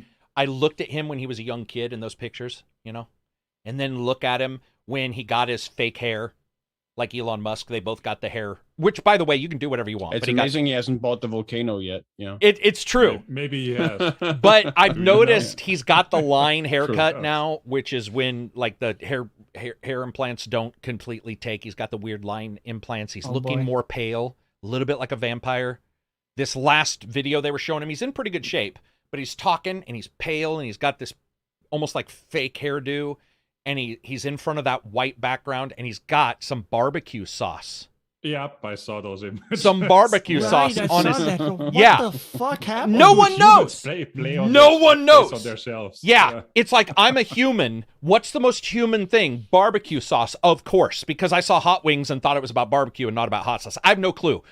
But he's got like hot sauce on his corner and he's talking, and I'm like, he's such a Bond villain. By the way, I actually don't have a true amount of hatred towards like him overall. Right. He's a guy who antisocial. He did what he did, and he's got his business and blah, blah, blah. Like, there's whatever. But when he's talking and stuff, I see he stepped past Elon and Steve Jobs, you know, and the Bill Gates of the world into this, and he's young. I mean, how old is that guy? He's in his 40s, right? Or young 30s, maybe. I mean, he's still... Bezos is basically becoming the guy from Moonraker. That's true. That is true. That is true. He's even launching himself into space so he can own the moon at some point in the future. Yeah. Oh, dude, my rocket would be shaped like a dick too. People were like, "Oh, I can't believe this rocket," which, by the way, aerodynamic, is shaped like a dick. And I'm like, first of all, there's few things more aerodynamic than a dick, but whatever. I mean, hey, he's launching himself from a metallic dick into the moon. That is a big villain moment. Hey, you get to design it, right? It's your Why not? Dude, he's just awesome to me. Like, they're crazy. I love to watch them. And I mean, they changed the name to Meta, which is just super weird. And almost like a starting next year, it will be called the Meta Quest instead of Oculus Quest. So they are replacing. Like, what does he think? Does he think that we'll forget that it's Facebook? You know, why the change? Yeah. I wonder. From what I gathered, it's they really want to go all out or all into the Metaverse setup. Like, everyone will join the Metaverse, everyone will hang out in their Metaverse, so they brand everything. Dude, that is villain. That is some villain talk. He's even branding it as a villainous sounding thing. I think it's a mix of that and also just the rebranding, because in a lot of areas the name Facebook has become so controversial that the rebranding will also be helpful but don't you think it could be like a step ahead, because several countries are talking about, should we split up Facebook? Is it too big? Does it have too much might? So it could also be just taking away from basically Blackwater becoming Academy, and then Academy becoming something else. Andy I was saying the same thing. Facebook Inc., parent company, changing to Meta, but its apps will stay the same. Oculus will be MetaQuest. Meta is such a bad name. It already has a weird connotation. It almost feels like they're 6 months late, because the idea of naming it Meta just seems really socially awkward. You know, it's like the person who shows up telling the jokes 6 months after because they just saw the show that is old, and you're like, dude, you sort of missed out, you know. But so what Andy is saying is that Facebook will still be called Facebook, like the app that you use, right? And the actual it's social network. I mean, it's pretty much like Google is owned by Alphabet. Like, that's the parent company. Right. Yeah, okay. I don't know, man. I mean, I guess just because I don't use Facebook, I don't track its power or whatever. I mean, I know it's powerful. What I'm saying is I just don't use it, so I don't track these things. But I did track the barbecue sauce. That was the most important part of the entire thing, was the barbecue sauce. You know what's funny? Because my impression was that only grandmas used Facebook, right? I haven't used it in like 10 years. Yeah. But I talked with a friend, a Danish friend, and he said that is the main communication method he uses. Like, people from university, instead of like getting their phone number, the way they communicate is they're like they create a Facebook group. Okay. So they don't use WhatsApp, for example. So yeah, I guess which would still be Facebook anyway. Well, now, true. yeah, you're right. Yeah. I didn't even think about that. Yeah, and That brings Instagram's us Facebook. back to the meta. Yeah, true. I did see that thing where I posted a game review on Facebook, and it was like, "Do you want to also post this on Instagram?" And I'm like, "Oh, that's cool. They're helping each other out." And then I was like, "Oh no, they're not. They're helping each other out." And I did. Honestly, I had that moment of innocence where I was like, "Sure, they're just trying to get that data out there," and I was like, "Nope, they're trying to get your data in there." Yeah, I mean, I don't know about splitting companies up and stuff like that. That's for people brainier than me, but. When I did see it, I felt that it was just awkward. I mean, he's an awkward guy, and he's built an awkward system that works for awkward people, and it's obviously been highly successful. And if I were him, I would step away. I'd just be like, sell it or what, and just move on. What's weird is he doesn't. So I'm always interested in his end game, because like even Bezos is stepping away from CEO, right? I believe he already has. Yep. But instead, this guy's like, he's the one talking. It's like Steve Jobs. Remember how Steve Jobs, you saw him and you're like, he's got no belt. He's coming out in his loafers and his fucking turtleneck. He's like a nerd, blah, blah, blah. And then you find out behind the scenes, like, what he was like. And you're like, oh, we all know most people are probably like that. But with Zuckerberg, man, he just shows up on his own. I don't respect it. I don't want people to get the wrong idea, but I do wonder, I sort of like it. I sort of like that he's still the name of the company. I want to know what his plans are, his ultimate goal. Maybe it's just world domination. From what I gathered, he's not just the name, but he's like super invested in everything. Like he is hands-on with all the projects. Yeah, it is. I think just a question of wanting control over it. So. Yeah, because he has a control. I mean, admittedly, I haven't read like any biographies on him, but I did watch the Aaron Sorkin Facebook movie, and if that's even 1% right. Egomaniacal, very clinical, even in relationships, and seeing the numbers of relationships versus like the intangibles. So it's just it fits right for someone able to build something like this. Yeah, it fits. I mean, dude. The only people I know who use Facebook are my racist family members. Like, that's it. And that's not a joke. That is who I know who uses Facebook. And my mom and dad who aren't. Yeah.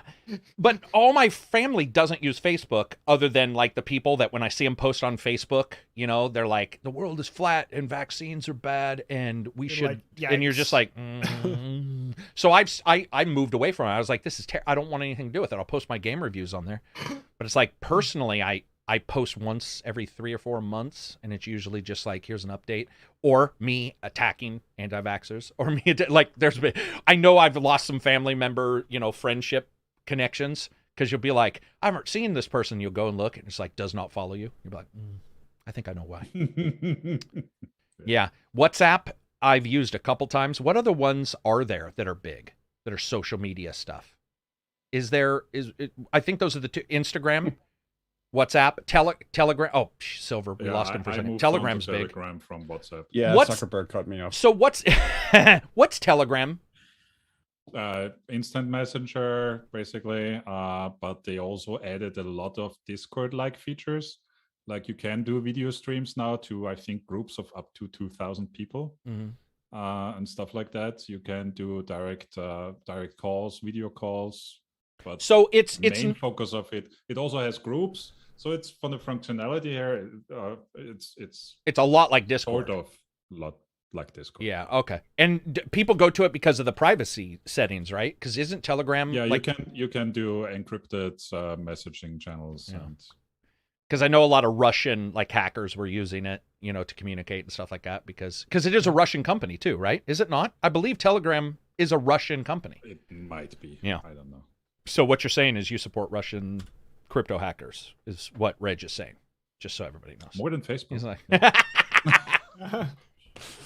yeah. I mean, that's another thing we're gonna see. Like, you got Discord doing all their crazy stuff. I'm wondering when Sony and Discord have their little partnership, but I'm also wondering when we're gonna get more of the interactions. So we got Twitter coming to Xbox. I've always wondered if we're gonna get a Discord app, full apps. Because I know with Xbox right now, you can use the beta Edge browser, and you can get Discord working 99% of the way through. I think there's one or two things Discord won't do in the browser on your Xbox, but I've always wondered about that. Speaking of that, have you guys tested out? Oh, go ahead. Just to the point of the person who brought up Ready Player One and moving into that reality, it is sort of disconcerting how close we're getting to Stanislav Lem's futurological Congress, where the only difference is that in that book it was just taking a pill and you could be anybody you wanted and whatever reality you wanted, but now it's just flicking on a switch. To escape from reality. Yeah, and as people get worse and worse, and in their reactions to stuff, people also get more and more separated. And that's another thing I've noticed is, for example, like if you hear a lot of people saying I'm leaving Twitch because it's just too noxious or toxic, which it is. It's pretty harsh at times when the reactions, and I know they're putting in different things that will stop you, from being you can stop people from being able to respond unless it's like people on your friends groups and stuff like that. But I do know that like the desire to have your own little world is pretty high for even me, and my own little world right now is Discord. Right. You can go into your little world and you can be like, let's talk. Let me show you a video. We talked about that I don't want to prepare, but I want to show you guys. You can do all these crazy things. But then Reg is doing Telegram, right? Yeah, Telegram. Yeah. Is that what it's called? Yes. For some reason, that feels like the wrong name. But you've got that. You've got a couple others that are all out there that are on their little worlds too. And I don't know. It's nuts. We're segregating or separating. Signal, for example, is one for people that want higher security for messages. Yeah. That's also I like the idea, but I also miss out, man, because sometimes you want to get in that discussion, you find out that like that discussion's happening somewhere else, which sort of sucks, right. Especially if you want to have a good one. Yoshi says there is a blue pill and then there's melatonin. I don't know what he's talking about. I think he's talking about the Matrix a little bit, but I could be wrong. Yeah. Pharmacy jokes. Oh, melatonin. So you got the blue pill or going to sleep and sleeping through life. Yeah. Maybe that's what he means. Or is there a joke that the blue pill is like Viagra? I don't know. I think the blue pill is Matrix. No.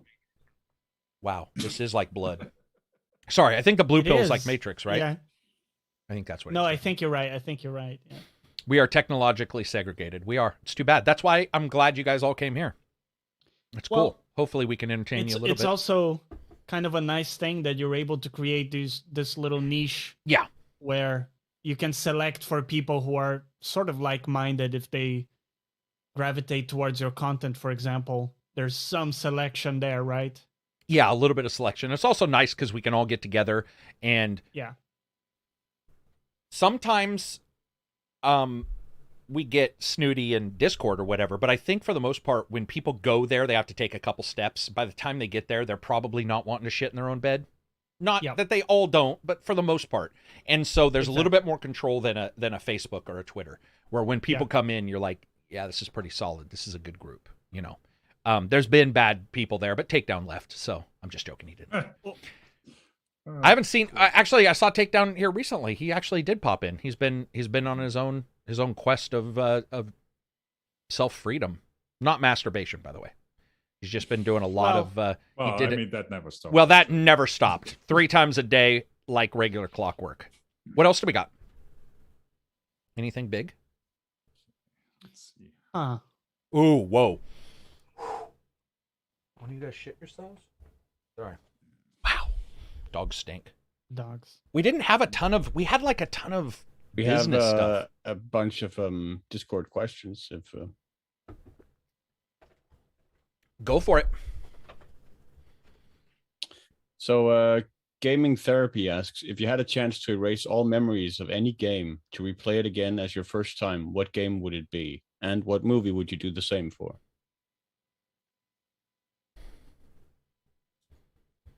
A game. I mean, movie, if you also coupled it with being able to like watch it in like a genuine movie theater, it would be Lawrence of Arabia for me, probably. You like that movie? Yeah, and I mean, the first time I saw it, I don't think I was young and not at a point where I would appreciate watching it for the first time to the extent that I would now. So that's a movie that I would really like a do-over for, especially watching it in like a big movie theater. Mass Effect trilogy, Harry Potter came up. Harry Potter would be fun. Again, what is it? I don't really think of it that way. I'm actually a multi-watcher, as in I watch the same movies multiple times. So the idea of not watching it is sort of alien. For me, Interstellar would be the movie. Oh, really? Yeah, I can see if that. I had to pick one, yeah. I think maybe Alan Wake would be a nice little one to kind of experience. Re-experience. Yeah. Yeah, Alan Wake's, I definitely have those kind of, I don't know what the term would be. You know what? I know. Life is Strange 1. Oh. Yeah. Yeah.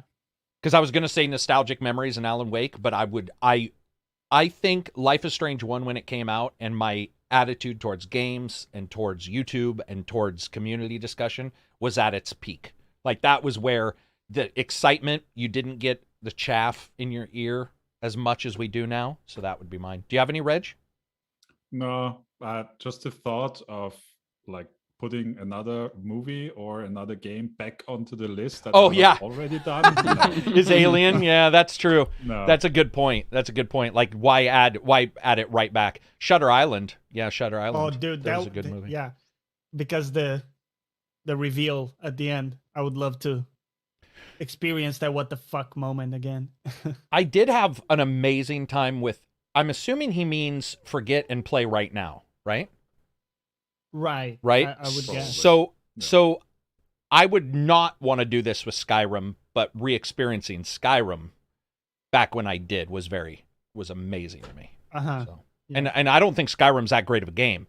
It's just that its height peak was just back then it freakish. Was amazing. Yeah. Oh, yeah. And we did the fake co-op because we were all so just like, oh my God. And that moment probably hasn't been replaced much. Some MMOs, I think, for some people would probably be up there. World of Warcraft, I'm sure. Do you have to go outside? But I think for MMOs, it would probably require that you forget about all MMOs you played. Yeah, because the gameplay, that's why I was bringing up the game thing, because the gameplay hasn't, you would go back to that old. Well, not just that, but I think usually you experience playing an MMO as a genre only once. And after that, no matter what other MMO you go to, it's not the same. So I think to get the same level of excitement for it, you would have to forget all your MMO experience. Yeah, interesting. Yeah, that's for sure. What other questions have we got in there? Just a sec.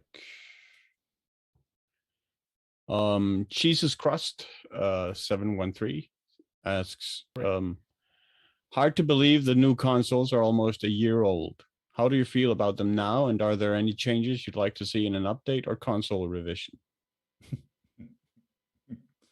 I think while the consoles are, even after years, still not really available on shelves, so much so that Sony even reopened a pre-order queue for getting them this Christmas, I don't think there's time to talk about any kind of revisions, or there's really no point to it. Yeah, I would agree. I mean, it's still been impossible for me to scrounge up a PlayStation 5. Well, I'll tell you on the software side, though, that it's possible. Yeah, software side is make improvements. Sure. And for me, the most like shallow but yet impactful. I'm going to let my dogs out. Continue. They're free. Go for it. Is that they don't have dynamic themes. So I know this may seem like, okay, Johnny's, out on a limb here, but for me, it actually was cool to have dynamic themes. I could, depending on the moods and what game I was playing. I like the ones that change with music by time and stuff. Of day. Right? Yeah. I mean, it's nice to have that customizability. Custom level of customization. You understand? Yes, we do. Yeah. So I was thinking about, something that popped up. Shoot, he asked the question. There was something that popped up just as I got up that I want to ask you guys. Oh, yeah, the game controllers, stick drift, those kind of stuff. I would like to see. Okay, so revisions. I would like to see the Elites be half price maximum. The Elite is completely. That's a ripoff, and I'll be very open about that. I think it's terrible. So I think that what we see in the Elite is the bare minimum we should see in console controllers right now. I believe console controllers haven't made an adjustment since the DS on the original PlayStation was revised to what we got. And they need to have back buttons. They need improvements on the stick drift and their quality. And even though the Elite has some bad quality issues from what I keep hearing. I had one for a day and it was terrible quality. Yeah, because weren't you saying it's like... Were you the one that was talking about squeaky? It was way worse than the regular 60-pack controller. Yeah, so I would absolutely say that controllers are more important to me. And I mean, the OSs are pretty terrible. I think Microsoft's is pretty good. I don't like the setup to Sony's, but I'm not like anti that OS. But I would say when it comes to the systems, it's not the consoles themselves. They have more than enough memory. They're like... You can expand both of them by now. So fine. If you had asked me that 2 months ago, it'd be NVMe on the PlayStation, where you're just like, what's happening? But yeah. Dude, the controllers are just, when you look at how they're pretty, there's really no, I get that people like the adaptive triggers, but there's really hasn't been a big increase. Gyro aiming would be cool if they could get it working. But yeah, I would like to see Elite kind of stuff as a minimum. What I really want from the Xbox controllers is more reliable connectivity to the wireless, because I find that to be you're having really issues unreliable. With that. Oh, okay. Yeah, I had issues with that going back to Xbox One, where I definitely had it back then. I also had issues. Even when it's plugged in, like plugged into the actual console, I'll still sometimes lose controller where I have to reset it by like pulling out the battery and then putting the battery back in again. Wow. So I absolutely had that with the prior revision, where its length of distance was terrible. It really was. A door being shut, like if I went into the other room to play onto my other TV, it would disconnect. But yeah, I haven't had those issues. I guess I've been really lucky, because that would make me so mad. Wait, when are you gentlemen upgrading to Windows 11 for your gaming rigs? LG Bus says that. Reg already has. I did like half a year ago or so, even longer maybe. And no real issues, right? Nothing above what a normal OS is going to have. One issue, and that is Back 4 Blood, because I think me being unable to play because it crashes after the cutscenes seems to actually be a Windows 11 early access. Well, I got Windows 10 and I'm getting a crash prior to the game. Yeah, so we have a different crash issue. Okay. Yes. But that's the only issue. Wonder why he was asking about 11. Just stay with 10 for now. 11's cool, but wait. You have to wait for everything. There's no rush. Yeah. There is no reason to upgrade unless you're getting possibly the upcoming Intel CPUs, because those will for sure work better with Windows 11, because there is some scheduler stuff in Windows 11 and only there that Microsoft didn't add to Windows 10. Oh, okay. Well, there you go. So if you have a ton of money to buy an Intel processor, a brand new one, then Windows 11 might be. I have a feeling most likely if you have a ton of money, you're probably going with Windows 11 anyway. I could be wrong, but I would assume they sort of go. The upcoming Intel processor that might have a lot of issues with existing DRM as well, though. Oh, that is the one where they were saying that like the way DRM works and the way that Intel checks for stuff could overlap, because they sort of work like a mobile processor now, where they have high performance and low performance cores, and most DRM just probably can't handle that. So far, that's a new setup for. Bro, we can't handle DRM. Denuvo still messes stuff up. I grew up with Star Force. Did anybody have to use Star Force? Oh yeah, that for sure. I never had issues with that. Oh, you didn't? I got the one where it like lodged into the CD-ROM, because it would check this. It was Star Force. There was another one too, Secure ROM. Mm-hmm. And one of those two, did the thing where, like, once it got on the system, I couldn't get it off, and it was just always threw me for a loop. I want to get Windows 11, but I want to wait until next year. Yeah, wait for everything. Wait for, don't get an update either to Windows 10, right? If your system's working, lock that shit down, bro. Yep. Lock it down. Like, there's no reason to update. The most important thing is always keep backups. Yeah. Then no matter what happens, you have a way back. I'm so happy with my backup system now. Like, I had an issue a couple weeks ago, and getting the backup rerunning on the system was like 12 minutes. It was just, it was so nice to just be like, boom, reinstall, Windows came back up, and just be like, okay, I'm done. I don't have to worry about that. Everybody needs to back up their stuff. Everybody. Back it up. Make sure you have a backup of Windows. No, I don't want to mention it because it'll happen. No, I do want to mention it. Has anybody had an OS corrupt on a console? I had my drive corrupt once. No shit. Completely. Yeah. Okay, so it can happen. Yeah. Okay. All right. Well, there you go. I didn't want to mention it because I don't want mine to go bad.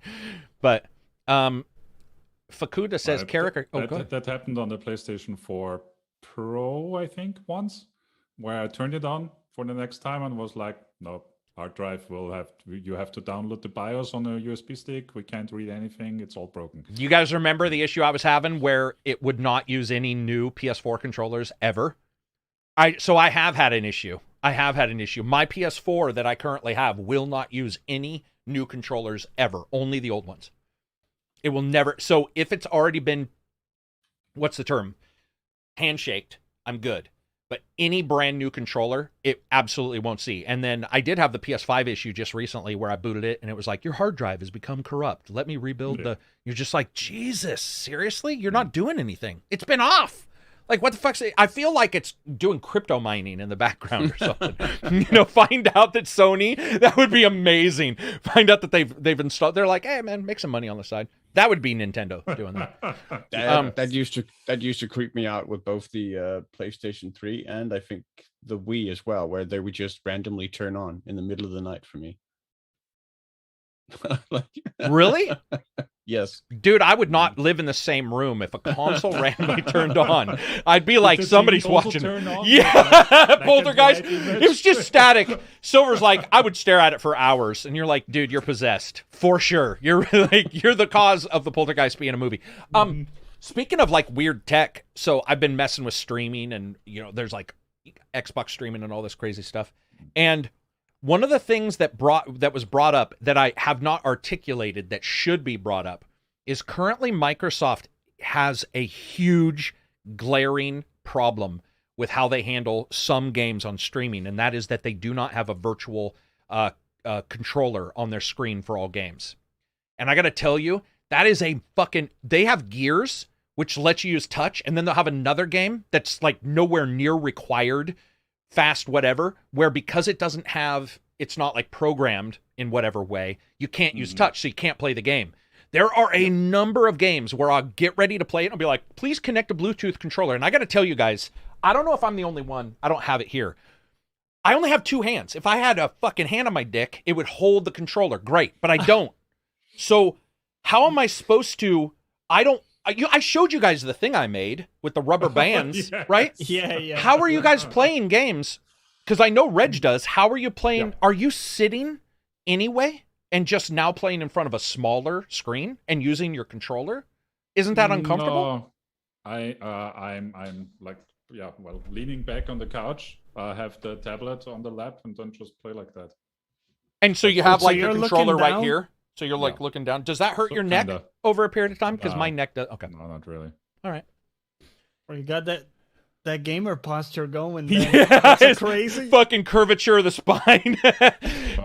I'm just not a fan, man. I'm not a fan of. I think Microsoft's made a glaring error in not figuring out a way to allow like a phantom controller on all games. Also, my tablet, I definitely don't want to hold with an on-screen because it's controller. Smaller. The 13-inch, way too big and too heavy. Oh, gotcha.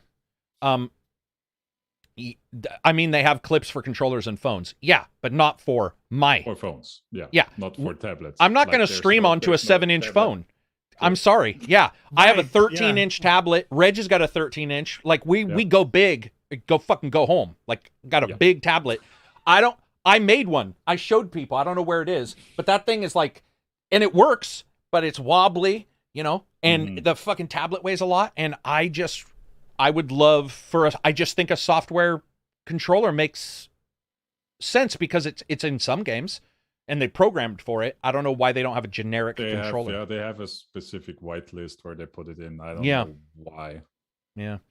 I would love to see it because I hit that button so often where I'm like, oh, this game's on Game Pass. Boom. And it's like, install a Bluetooth controller. I just don't play it. Like multiple games on Game Pass, it's always hard to tell what does what.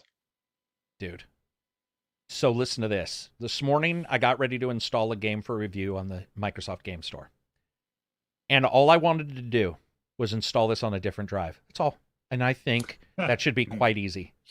I had to take ownership of a fucking folder, remove a current owner because the store had taken it over, then go into a completely different part of a completely different app, by the way, which Windows likes to call their fucking control panels apps, it's not a fucking app. It's your control panel. I had to go into that, then into another thing, then tell the thing to move it. When I went in, it's like, we can't move it. And I'm like, you installed it, bitch. You can move it. And they're like, nope, we can't. So I had to uninstall a 135 gigabyte game. You can move stuff in the control You panel can, somewhere? but you have to do like 7 pages of shit. And so I found it. But guess what? You can't. No. Well, I say you can because the option's there, but I hit move. By the way, Microsoft game. You would think, nope. It's like error 0674XB fucking calculation, and I couldn't do it, and I had to reinstall. I had to re-download 138 gigs. It's got just the anime vein popping on the forehead. I was so mad because it was trying to install to my C drive, which I've just put a 2 terabyte C drive in, but originally I had a 500. And by the way, Windows alone can bloat that. Like Windows and a virtual update, yeah.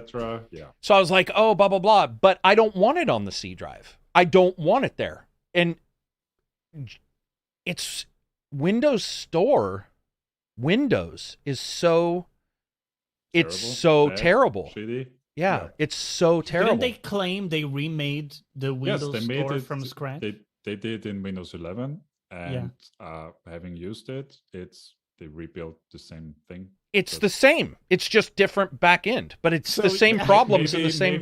Maybe it's all new code, but it does exactly the same stuff in exactly the same shitty way. Nice. And it fails in the same way. And by the way, here's the craziest thing.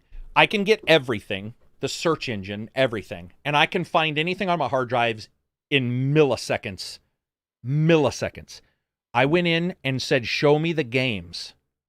In Windows, that fucking thing took like 12 minutes to find, and I do have a lot of hard drives, but it took like 12 minutes just to find the games. And it doesn't sort by games. It sorts by apps and other things or whatever. You're just like, what is your... Who? Just hire me. And I'll just tell you the nouns to use. I don't get how Microsoft can't... And Microsoft did a great job on the Xbox. I think the Xbox's OS is pretty okay. It's not amazing, but it's pretty okay. They can't get Windows right. But it's their thing. Like, how do you fail so consistently? I think maybe it also helps put into perspective, even with its issues, how we might take some of the stuff Steam does for granted. I agree. Yeah. Right? Yeah. Oh, that's I forgot. No, you're absolutely. That's what I was going to mention. Is Steam? You can do this. The Epic Store also did that to an extent, right? Yeah.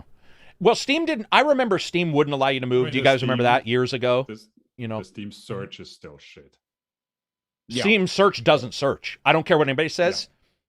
I don't even know the buttons will say like recent or ready to launch. Though that usually works. But if I have a list and I search, it'll say it's not there.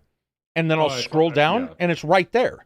And I'll be like, the library search works for me. I was thinking of the store search. If you are off just one letter somewhere, you're incapable of most searches that they don't care. They parse that out, that shit. Steam search, you have to be completely literal or it won't find anything. It's so weird too, because you would think as a game store, that would be the most important thing, is to allow some fuzzy logic in your searches, because you would want people to buy games on your, but they actively try to make you hate doing the thing that would help them financially. Like, it's so, have you ever, it's like a bad relationship where it's like, you know, you love them and they're like, well, I'm going to make it as hard as possible for you to. Windows Store, Game Pass, I go in on the PC app to look at games.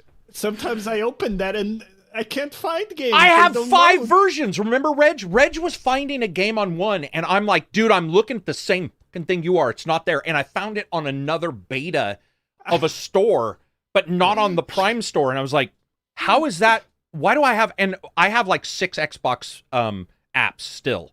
I've got like an old beta streaming app, the current app, a developer app. I don't know how I got that. Probably, my dog sneezed. Sorry. Probably some kind of beta that I did for them, or NDA. But yeah, it's just so bad. The worst search I've seen is Apple TV because they don't have a search bar. Oh, well, there you go. I didn't know that. I don't have anything Apple in this house, I don't think. You have an iPad now, right, Reg? Yes, correct. Silver, do you have Apple anything? No. No Apple. Johnny? No. Yeah, in chat, do you guys have Apple, or are you, what would it be? Android? Well, Microsoft. Android is like 80% of the market for mobile stuff. So I was not aware of that. I thought Apple was higher. Oh, okay. All right. Well, then I think in America, you know, iPhones are they're a big deal, widespread, right? Yeah. You get that line where the people are lining up to overpay for a piece of shit, and they're for just like slightly new iteration. Yeah, it just pisses me off. The same as the previous one. With less ports. No Apple, but I have Apples. Well, that's the way to go. Dude. Okay, here we go. The iPhone especially is still it's a joke. They still use USB 2 connector. Yeah. A proprietary USB 2 connector. They're Lightning. Isn't it USB-C? No. So is it like the micro USB? And say like, oh, our iPhone is so amazing. You can do like ProRes video capture on it and stuff, and then transfer it off the device with USB 2. You know what? Did you guys see my dog? I don't know if you guys saw my dog video in the Discord, but I did that with an editor on the tablet. And when you're on Windows, you've got your Adobe and you're doing all these things. One of the things I've always wanted is like Microsoft allows trim on videos, I believe. Maybe you can't merge two, I could be wrong, but there's a couple things you can do on your console. Yeah, some simple stuff you can do. Some simple stuff. I think you can trim beginning and the end and stuff like that. I just feel that, like, if sharing is such a big deal, which I think it is, I'm really surprised the console makers. I know the original Xbox One and X had that editor. You could upload your game console footage, and it had the editor in the cloud kind of thing. I just love the idea of being able to do those kind of things, and I did it on a tablet last night. I was pretty impressed. It was easy to cut. It was easy. I used my finger for it, which I was surprised because I thought that would be not, what's the term? Fidelity would not be there, but it was there. It was pretty fucking sweet, man. It was like, yeah, the PlayStation 4 had the same. Did it? Yeah, you know, PlayStation, I wonder if they use the touchpad on the controller, because that would be, you would think that would actually work. It would make the touchpad have a reason to be used. No, I don't remember if they do. Oh, gotcha. Yeah. I think it's awesome that we're this far technologically, man. My camera is way better on my phone. The current top line tablets, no matter which manufacturer, you can do H.265 encoding, hardware-based. You can do the full video cutting on the tablet. Yep. I was recording a game on the tablet, just like, wow, this is better than like OBS. Somebody said, shame they got rid of the Upload Studio. Thank you, Pure True Metal. That's what I was talking about. Upload Studio was the thing that they used to have on Microsoft that they got rid of, which sucked. What else do we got? Do we have any other questions? Yeah, we have plenty. Oh, actually. Whoops. Sorry, question people. Someone's trying to stir up controversy here at Dad Beats. I've heard some pretty disparaging views about trophies on the podcast. I kind of like them. Why is this such a polarizing topic? Isn't it even a little bit cool to benchmark yourself against your friends? No. But you guys disagree. I'm the only one who has a competitive view on that, right? I don't you think guys are they're okay with good them. benchmarks. No, like, I mean, what are you benchmarking? Is my question, right? Yeah, exactly. I don't Are you think they're good benchmarks. I don't think they're a representation of necessarily being skillful at the game or anything. Oh, right. Yeah, I would agree with that. Very arbitrary to me, very often. Very much. Yeah, no, I completely agree. I mean, is it a skill to collect 12 collectibles or whatever? Like, watch the intro of the game. So let me tell you guys also what I think we probably all agree. I'm sorry, I for some reason thought I was the odd man out on this. I would not be nearly as bothered about those if I wasn't worried about them taking some weird spot in the game. And the fact that, let's say my Xbox and PS4 both come in, right? And I get the same game, Guardians. But the Xbox has different achievements or has the same achievements or what have you. And they're not in the game. They're now in your achievements on your Xbox. They're not like in the game. I would much rather see, by the way, this happen in Guardians. In Guardians, you grab stuff and you put it in your ship. And people talk about it in the ship. So it's a part of the game. I don't want to see that become a part of some fucking achievement thing. Like you put on 10 suits of armor. Who gives a shit? Now, if they want to say you put on 10, so we're going to put something in the game, I'm okay with that. But this arbitrary secondary thing is... I'm not as down on achievements as you are. I don't view them as a valuable tool for benchmarking against sort of friends, as it were. But I find it very, very interesting oftentimes to look at the completion rates for the achievements, especially for the final achievements, to see how many players actually bothered to finish this game. Like I was actually surprised by how high it seems to be for like Assassin's Creed Origins, how many people actually seems to have finished that game. Like those numbers, I think, are really interesting and compelling. And there is also I have to admit, sort of an innate satisfaction when an achievement pops up that is like rare. 0.5% of people. Yeah. So right. You get that achievement. I don't, because mine are always rare because I'm early. Does that make sense? So when I see a diamond come up, I don't get the sense that you would get when you see a diamond come up, because I could be getting a diamond for no reason, just for being the first to play a game. That's a good point. I just wish they did something, and I don't want developers to like... I've seen developers be like, oh, we got to make sure we have achievements or whatever, and I'm like, dude... Yeah, and I don't know. And I think, I mean, to your point also, I think it does also hurt gameplay design to an extent, because I think there's no doubt that a lot of the collectathons that we see in open world games are a product of achievements. Yeah. Like that's really why they're there, is just to pad out the game, to give players achievements to run for, to collect like 12 or 50 data entries or plushies or whatever the hell you're collecting, right? I mean, I just worry that... No, I don't worry, because that's too strong. But I just currently don't like them. And once they do something awesome, I will. Right.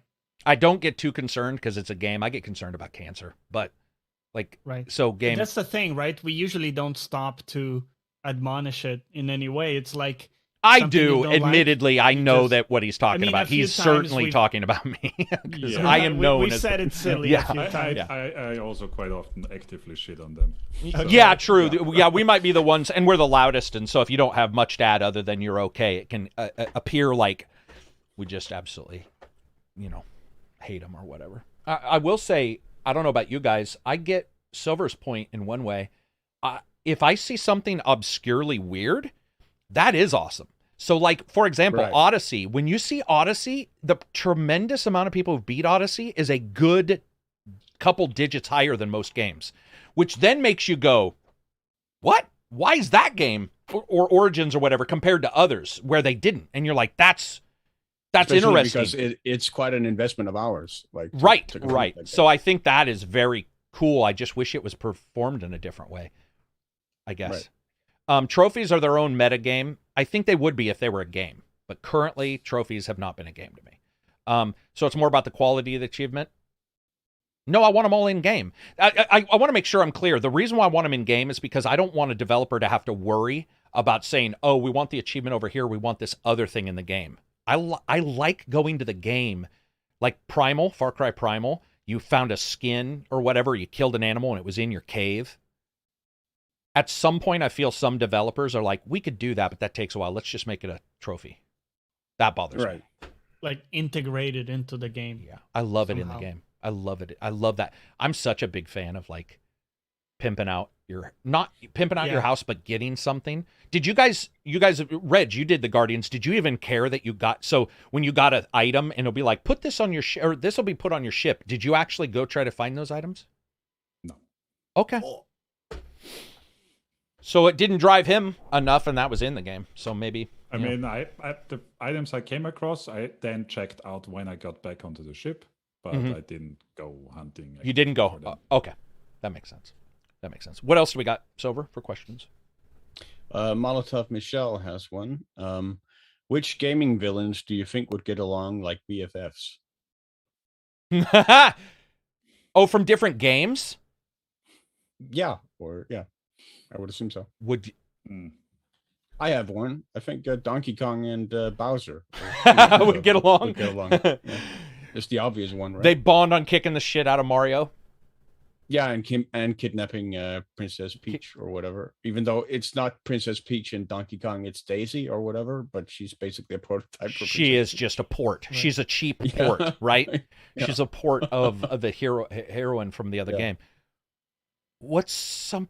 I want to say Troy Baker's bad guy in 4 and the bad guy in 6, but they wouldn't. Well, they might. No, they wouldn't. Bad guys in a game. Handsome Jack and GLaDOS. Yeah, true. And they're both very cool bad guys too. Like Handsome Jack, really like. Would they get along though? I mean, in a very psychotic way, I think so. A love affair between a man and a machine. Kind of like trying to murder each other in a friendly way. Yeah, setting each other up, sending the good guys towards each other, by the way. Yeah. I could see them doing that. That's a good question. But Johnny, do you have any? Not really. No, I'm not finding any good ones. I think the big problem is most games just have the one bad guy, or they've got those secondary bad guys. Like you play a GTA, or not a GTA, but like Saints Row, where every gang area is like run by the one dude, and you have to go kill that sub guy, kill this sub guy, kill this sub guy, which is what we saw in Far Cry 5, where Faith and her brother and what's his name all sort of hung out. What other questions we got? We have one a little further up from Rage Gamer UK. Hi all, I was wondering what your thoughts are on gaming this year. I thought it was a great year for gaming, and next year looks even better. Love the podcast. I think this year's awesome. I would agree. Didn't we start out with a huge game in February? I mean, too? I think, we started out with Hitman 3. There you go. Yeah, Hitman 3. But I think, I mean, for indie games, this is probably one of the strongest years ever. Like every week, it's been stellar pretty much. Dude, there's something else that came out. Well, was Death Stranding November of last year on console? Maybe it was. Maybe last year. Okay, so you got Death Stranding, but there was something else. Hitman. That was the year before. It's a while back. It's years back. Death Stranding for PlayStation 4. It came on PC last year. 2019 was Death Stranding. Yeah. So I guess that's why I think this year's cool, because we are also getting ports to, like, the Switch is getting Dying Light. And we're getting ports that we don't expect to. So like this year may not all be new stuff that I'm excited about, but I'm pretty excited about some of these games I never thought would be on system. For example, PlayStation doing games on PC. I mean, it's been a pretty phenomenal year. Fallout 76, somebody mentioned, got fixed. Not fixed. Let's not go that far. But it got a huge number of repairs. In fact, a lot of the games have rebooted this year. What other ones have we got this year? So Hitman's the big one. Was also this year. Pathfinder was also this year. Yeah. And Pathfinder, if you're like that, so what is that called? CRPG? CRPG, Yes. yeah. Yeah, if you're a CRPG fan, that's probably one of the best games in your library. Even if it's buggy, for most people, I would consider that probably one of the best games in their library. They did actually just a day or two ago come out with their first big patch to 1.1 version that supposedly fixes a lot of stuff, especially a lot of UI bugs. So look at this. Just looking. So we got. I almost said New World. Scratch that. Disco Elysium, the final cut. Disco Elysium. There was something at the the starting. worst. Well, Age of Empires even. By the way, Age of Empires is going to be lost. I can already tell. It's just Yeah. But that game, by the way, like everybody, including myself, but it's like talking to people. That game is really high quality. There was something that came out. I'm going to look. Go ahead, Silver. What were you going to say? No, I was Psychonauts just yawning. 2. Sorry. Psychonauts 2. Thank you. That's the one I was looking for. Psychonauts 2 is probably... People are just going to get mad. I do think I like Psychonauts 2 better than Ratchet and Clank. They're different styles of games. So get off me. Yeah, One's a shooter, one's a platformer. Yeah, But and dude, Resident Evil Village. Resident well. Evil Village, which I didn't even love, but obviously it's good because, like, I mean, most people I know love that game. Yeah. But I was just going to say Psychonauts 2 is one of those games where, dude, it took forever. I feel like this year is finally climaxing after edging for years. That's what I feel like. Not to be rude. That is Right. rude. But it does feel like a lot of games that we didn't... Metroid Dread. Guys, Metroid Dread has been teased for 107 years. Like when Nintendo was making playing cards, I swear to shit. One of the first playing cards was Metroid Dread. We've been waiting for that game forever, and people finally got to play it, and it reviewed stunningly well. It feels like this year has just finally... Hitman 3 is finally the Hitman I personally believe. Like, I've always liked the Hitman games, but I feel like them going back and adding their shit into Hitman 1 and 2, improving the graphics, improving like the engine, putting it all together. We got Ratchet and Lost Clank Judgment. Lost Judgment is so good. We got Ratchet and Clank. I'm just looking. Two. What'd you say? Didn't we get Demon It Souls? takes two. It Takes Two. Oh, yeah. Yep. Dude, and that Didn't we get Demon Souls as well this year? The remake? No, that was last year. Like, okay. Like what, November? It did year? not Monster score Hunter super high, Rise, but Kena Store. came out. Monster Hunter Kena, Rise. Yeah, Kena. Dude, I'm just looking back here. Like, Persona Strikers also was this year. boy, did Reg not like that one. That wouldn't be on his list. No, it's not. Oh, Alan Wake. No, scratch that. Whoa, scratch that. What are you doing? Shut up. Mass Effect Legendary Edition. And did well. I'm just looking back. Did anybody? Final Fantasy VII had a Yakuza Like a DLC. Dragon? That was cool. Yakuza Like a Dragon. Yeah, dude. I mean, this year, I hate this comparison between years though, because I think all years, if you're a gamer, you can find. Yeah. How many games? If you imbibed a game every day of every year from all the way in the past, I still believe you would be able to play mostly 9s and 10s. They might be indie games, but I'm saying that, like, there's that many games when you look at Steam, you look at Game Pass. That's another thing. Yeah. We're not even talking about deals. People can get Game Pass. People can get Xbox, or they can get streaming. You can get games in almost 1,000 fashions now. So, yeah. And we haven't even got Halo Infinite, though. Speaking of that, Halo Infinite. Jesus, we missed an entire subject. Also, Forza Horizon 5. Yeah, well... Yeah, it's not here yet, but that's, and either is Halo, but I did want to bring up, did you guys see the Halo's, the trailer? Oh, The Ascent! Jesus! The Ascent! Right. Like one of my favorite games. But Halo Infinite, I don't know if you guys saw it. Pretty big step up in graphics there. The single player stuff looks... Okay. Yeah, huge. And I'm pretty negative on what they've done in the past. And what I saw, it won't have co-op, which is going to kill my soul. Dude, it would be so cool to be able to say, guys, it's fucking November. Let's jump into Halo or December. Yes, it would be.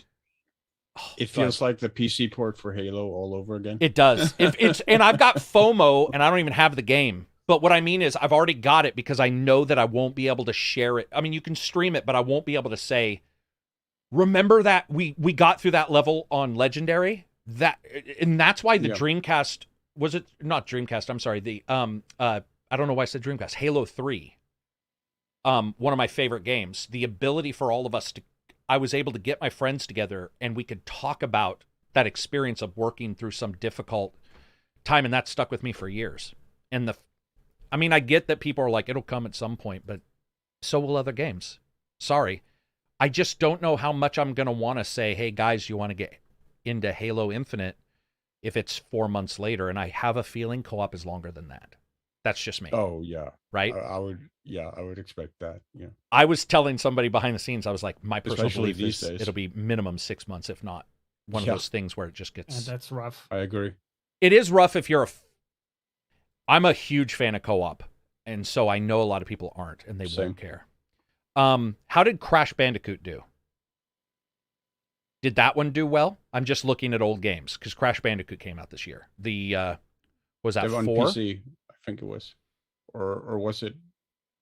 I mean, I think they released a PC collection as well. Scarlet Nexus came out this year. And that reviewed quite well. Dungeons and Dragons Dark... I'm just joking. That game was shit. Let's see. Just going back here and looking at some of these. Yeah, Rift Apart came out June 11th. There was also that 3-player co-op shooter Flight that I forget the name of. Yeah. 3-player. The Flight Simulator came out on oh, yeah, Flight Simulator. Yeah. So anyway, long story short, because this person's probably already quit the podcast. Yeah. There's Returnal. That's the one. Yeah. Thank you. Returnal is the one that I was talking about at the starting of the year that sort of started it all out. Hit big. Yeah. And it hit big, even though a lot of people, they had a lot of issues. Like, I love how, just like Reg was saying, Facebook figured out after all this time how to make it so you don't have to sign in on the Oculus, and they're like releasing that. That's the same way. Returnal, here's how bad gaming has been in the past. People celebrated that the devs figured out how to allow you to save the game. Like in Returnal, people are like, wow, we get to pause or whatever. And you're just like, shh, dude, come on. Come on. And they're acting like it's a big deal. But a lot of people I know were not playing Returnal because of that. So I have a feeling Returnal is going to catch on. Returnal's another one on the PC. What would you guys think of Returnal on the PC? That would be a good one. You would be able to 120, 4K. It might actually give me the chance to play it. So yeah. Oh, would it? You haven't played Returnal? I don't have a PS5, so no. Duh. Sorry. Oh, I guess people were saying Returnal. Andy Super Chat even said Returnal. LOL. I guess people were all saying Returnal. Yes, I got there, guys, but we're in... That's how deep this year's catalog goes. I was scrolling back, and I didn't even get to Returnal. Silver had to say it, or somebody said it. Well, yeah, it is a standby function, basically. Okay. You get one save file, and it's erased once it loads it up again. Yeah, and then it's deleted, and then so you can do. So from what I understand, they also put a bunch of caveats on it, Reg. Like, you can't be in a cutscene, you can't be in the first-person mode, you can't be in a busy battle, which Returnal doesn't have calm battles. Right? Returnal's kicking your ass in the title screen. So it's like, when is the save gonna? But regardless, and what I love is they're pretty ballsy because they said, okay, you can have your pause ability, but we're gonna give you so many caveats that I don't know who's gonna be using it. But you know, Returnal, I'm glad. Yeah, that's true. Silver's right. You can't even get a PS5. So, you know, sadly. So PC's where it's at. You'll be able to do that. Final Fantasy IV. Which one's that? That's 14. IV's 14, right? No, that would be. Wait. 9. No, yeah. XIV is 14. Yeah. XIV. I missed an X. You're right. I should have said that. So XIV. Okay. So yeah, there's mouse aim would be so much better. The new expansion next month, right, Johnny? Yep. Jesus Christ. That game's, how many expansions does that game have? 5 or 6? No, it Heaven Sword, Stormblood, Shadowbringers, and now Okay, 4. Gotcha. When was that game originally released? Not because it remade itself, right? It did, yeah. They did. Okay, gotcha. Yeah. So when did this version of Final Fantasy get released? 4 years ago? 3 years ago? 2? So A Realm Reborn, which is the current like base game version, I think was 2018. Someone fact check me on that. Damn. A Realm Reborn. It says 2013. I think that was the very first. Yeah, I don't know. I don't know, guys. I apologize. Yeah. No, it's right. It's just, but I guess if it's it is. that far back. 2013 is the remake. Jesus Christ, isn't that crazy? Wow. But here's why I brought that up and why I thought it was at least aged. Maybe not that long ago. But even if it's 5 years, dude, that game has been around. It wasn't doing the greatest. Then it got its hit. Then WoW pulled their shit. And now more people went in, and people are playing this older MMO, and it's getting a huge expansion. Like, that's gaming's good this year. Like, yeah. Admittedly, I wish you guys could get a console, because that's fucking weird. But because we're a year in, right? No, 1 year in. We're 1 year in, and Silver can't get a console if he wants one. That to me is like, well, like I said, the pre-order queue for a console that's been out for a year, supposedly. Yeah, is open up again. Right. It's crazy, man. It's crazy. It's good time for gaming. Speaking of that, if you're in the Discord, I think Sleeve is going to be giving out some more console games and PC games. I think we have a couple I gave him. Glad I remembered. Real quick, somebody DM'd me. Cobble Bobble has Steam keys for Human Fall Flat. How do we give these out in this chat? Do I just blurb them? You know what? You made it this long. Here we go. These are all valid keys. We're just going to do it. These are all valid keys for the Steam version of Human Fall Flat. Thank you very much to Cobble Bobble. Boom. There we go. Those are all the keys. Enjoy. I'm sure somebody's going to get one and sell it or whatever. But nice. Yeah, figure out. Oh yeah.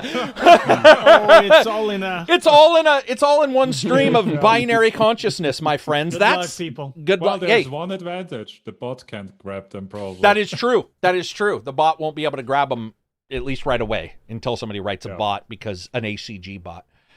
Is that it for us?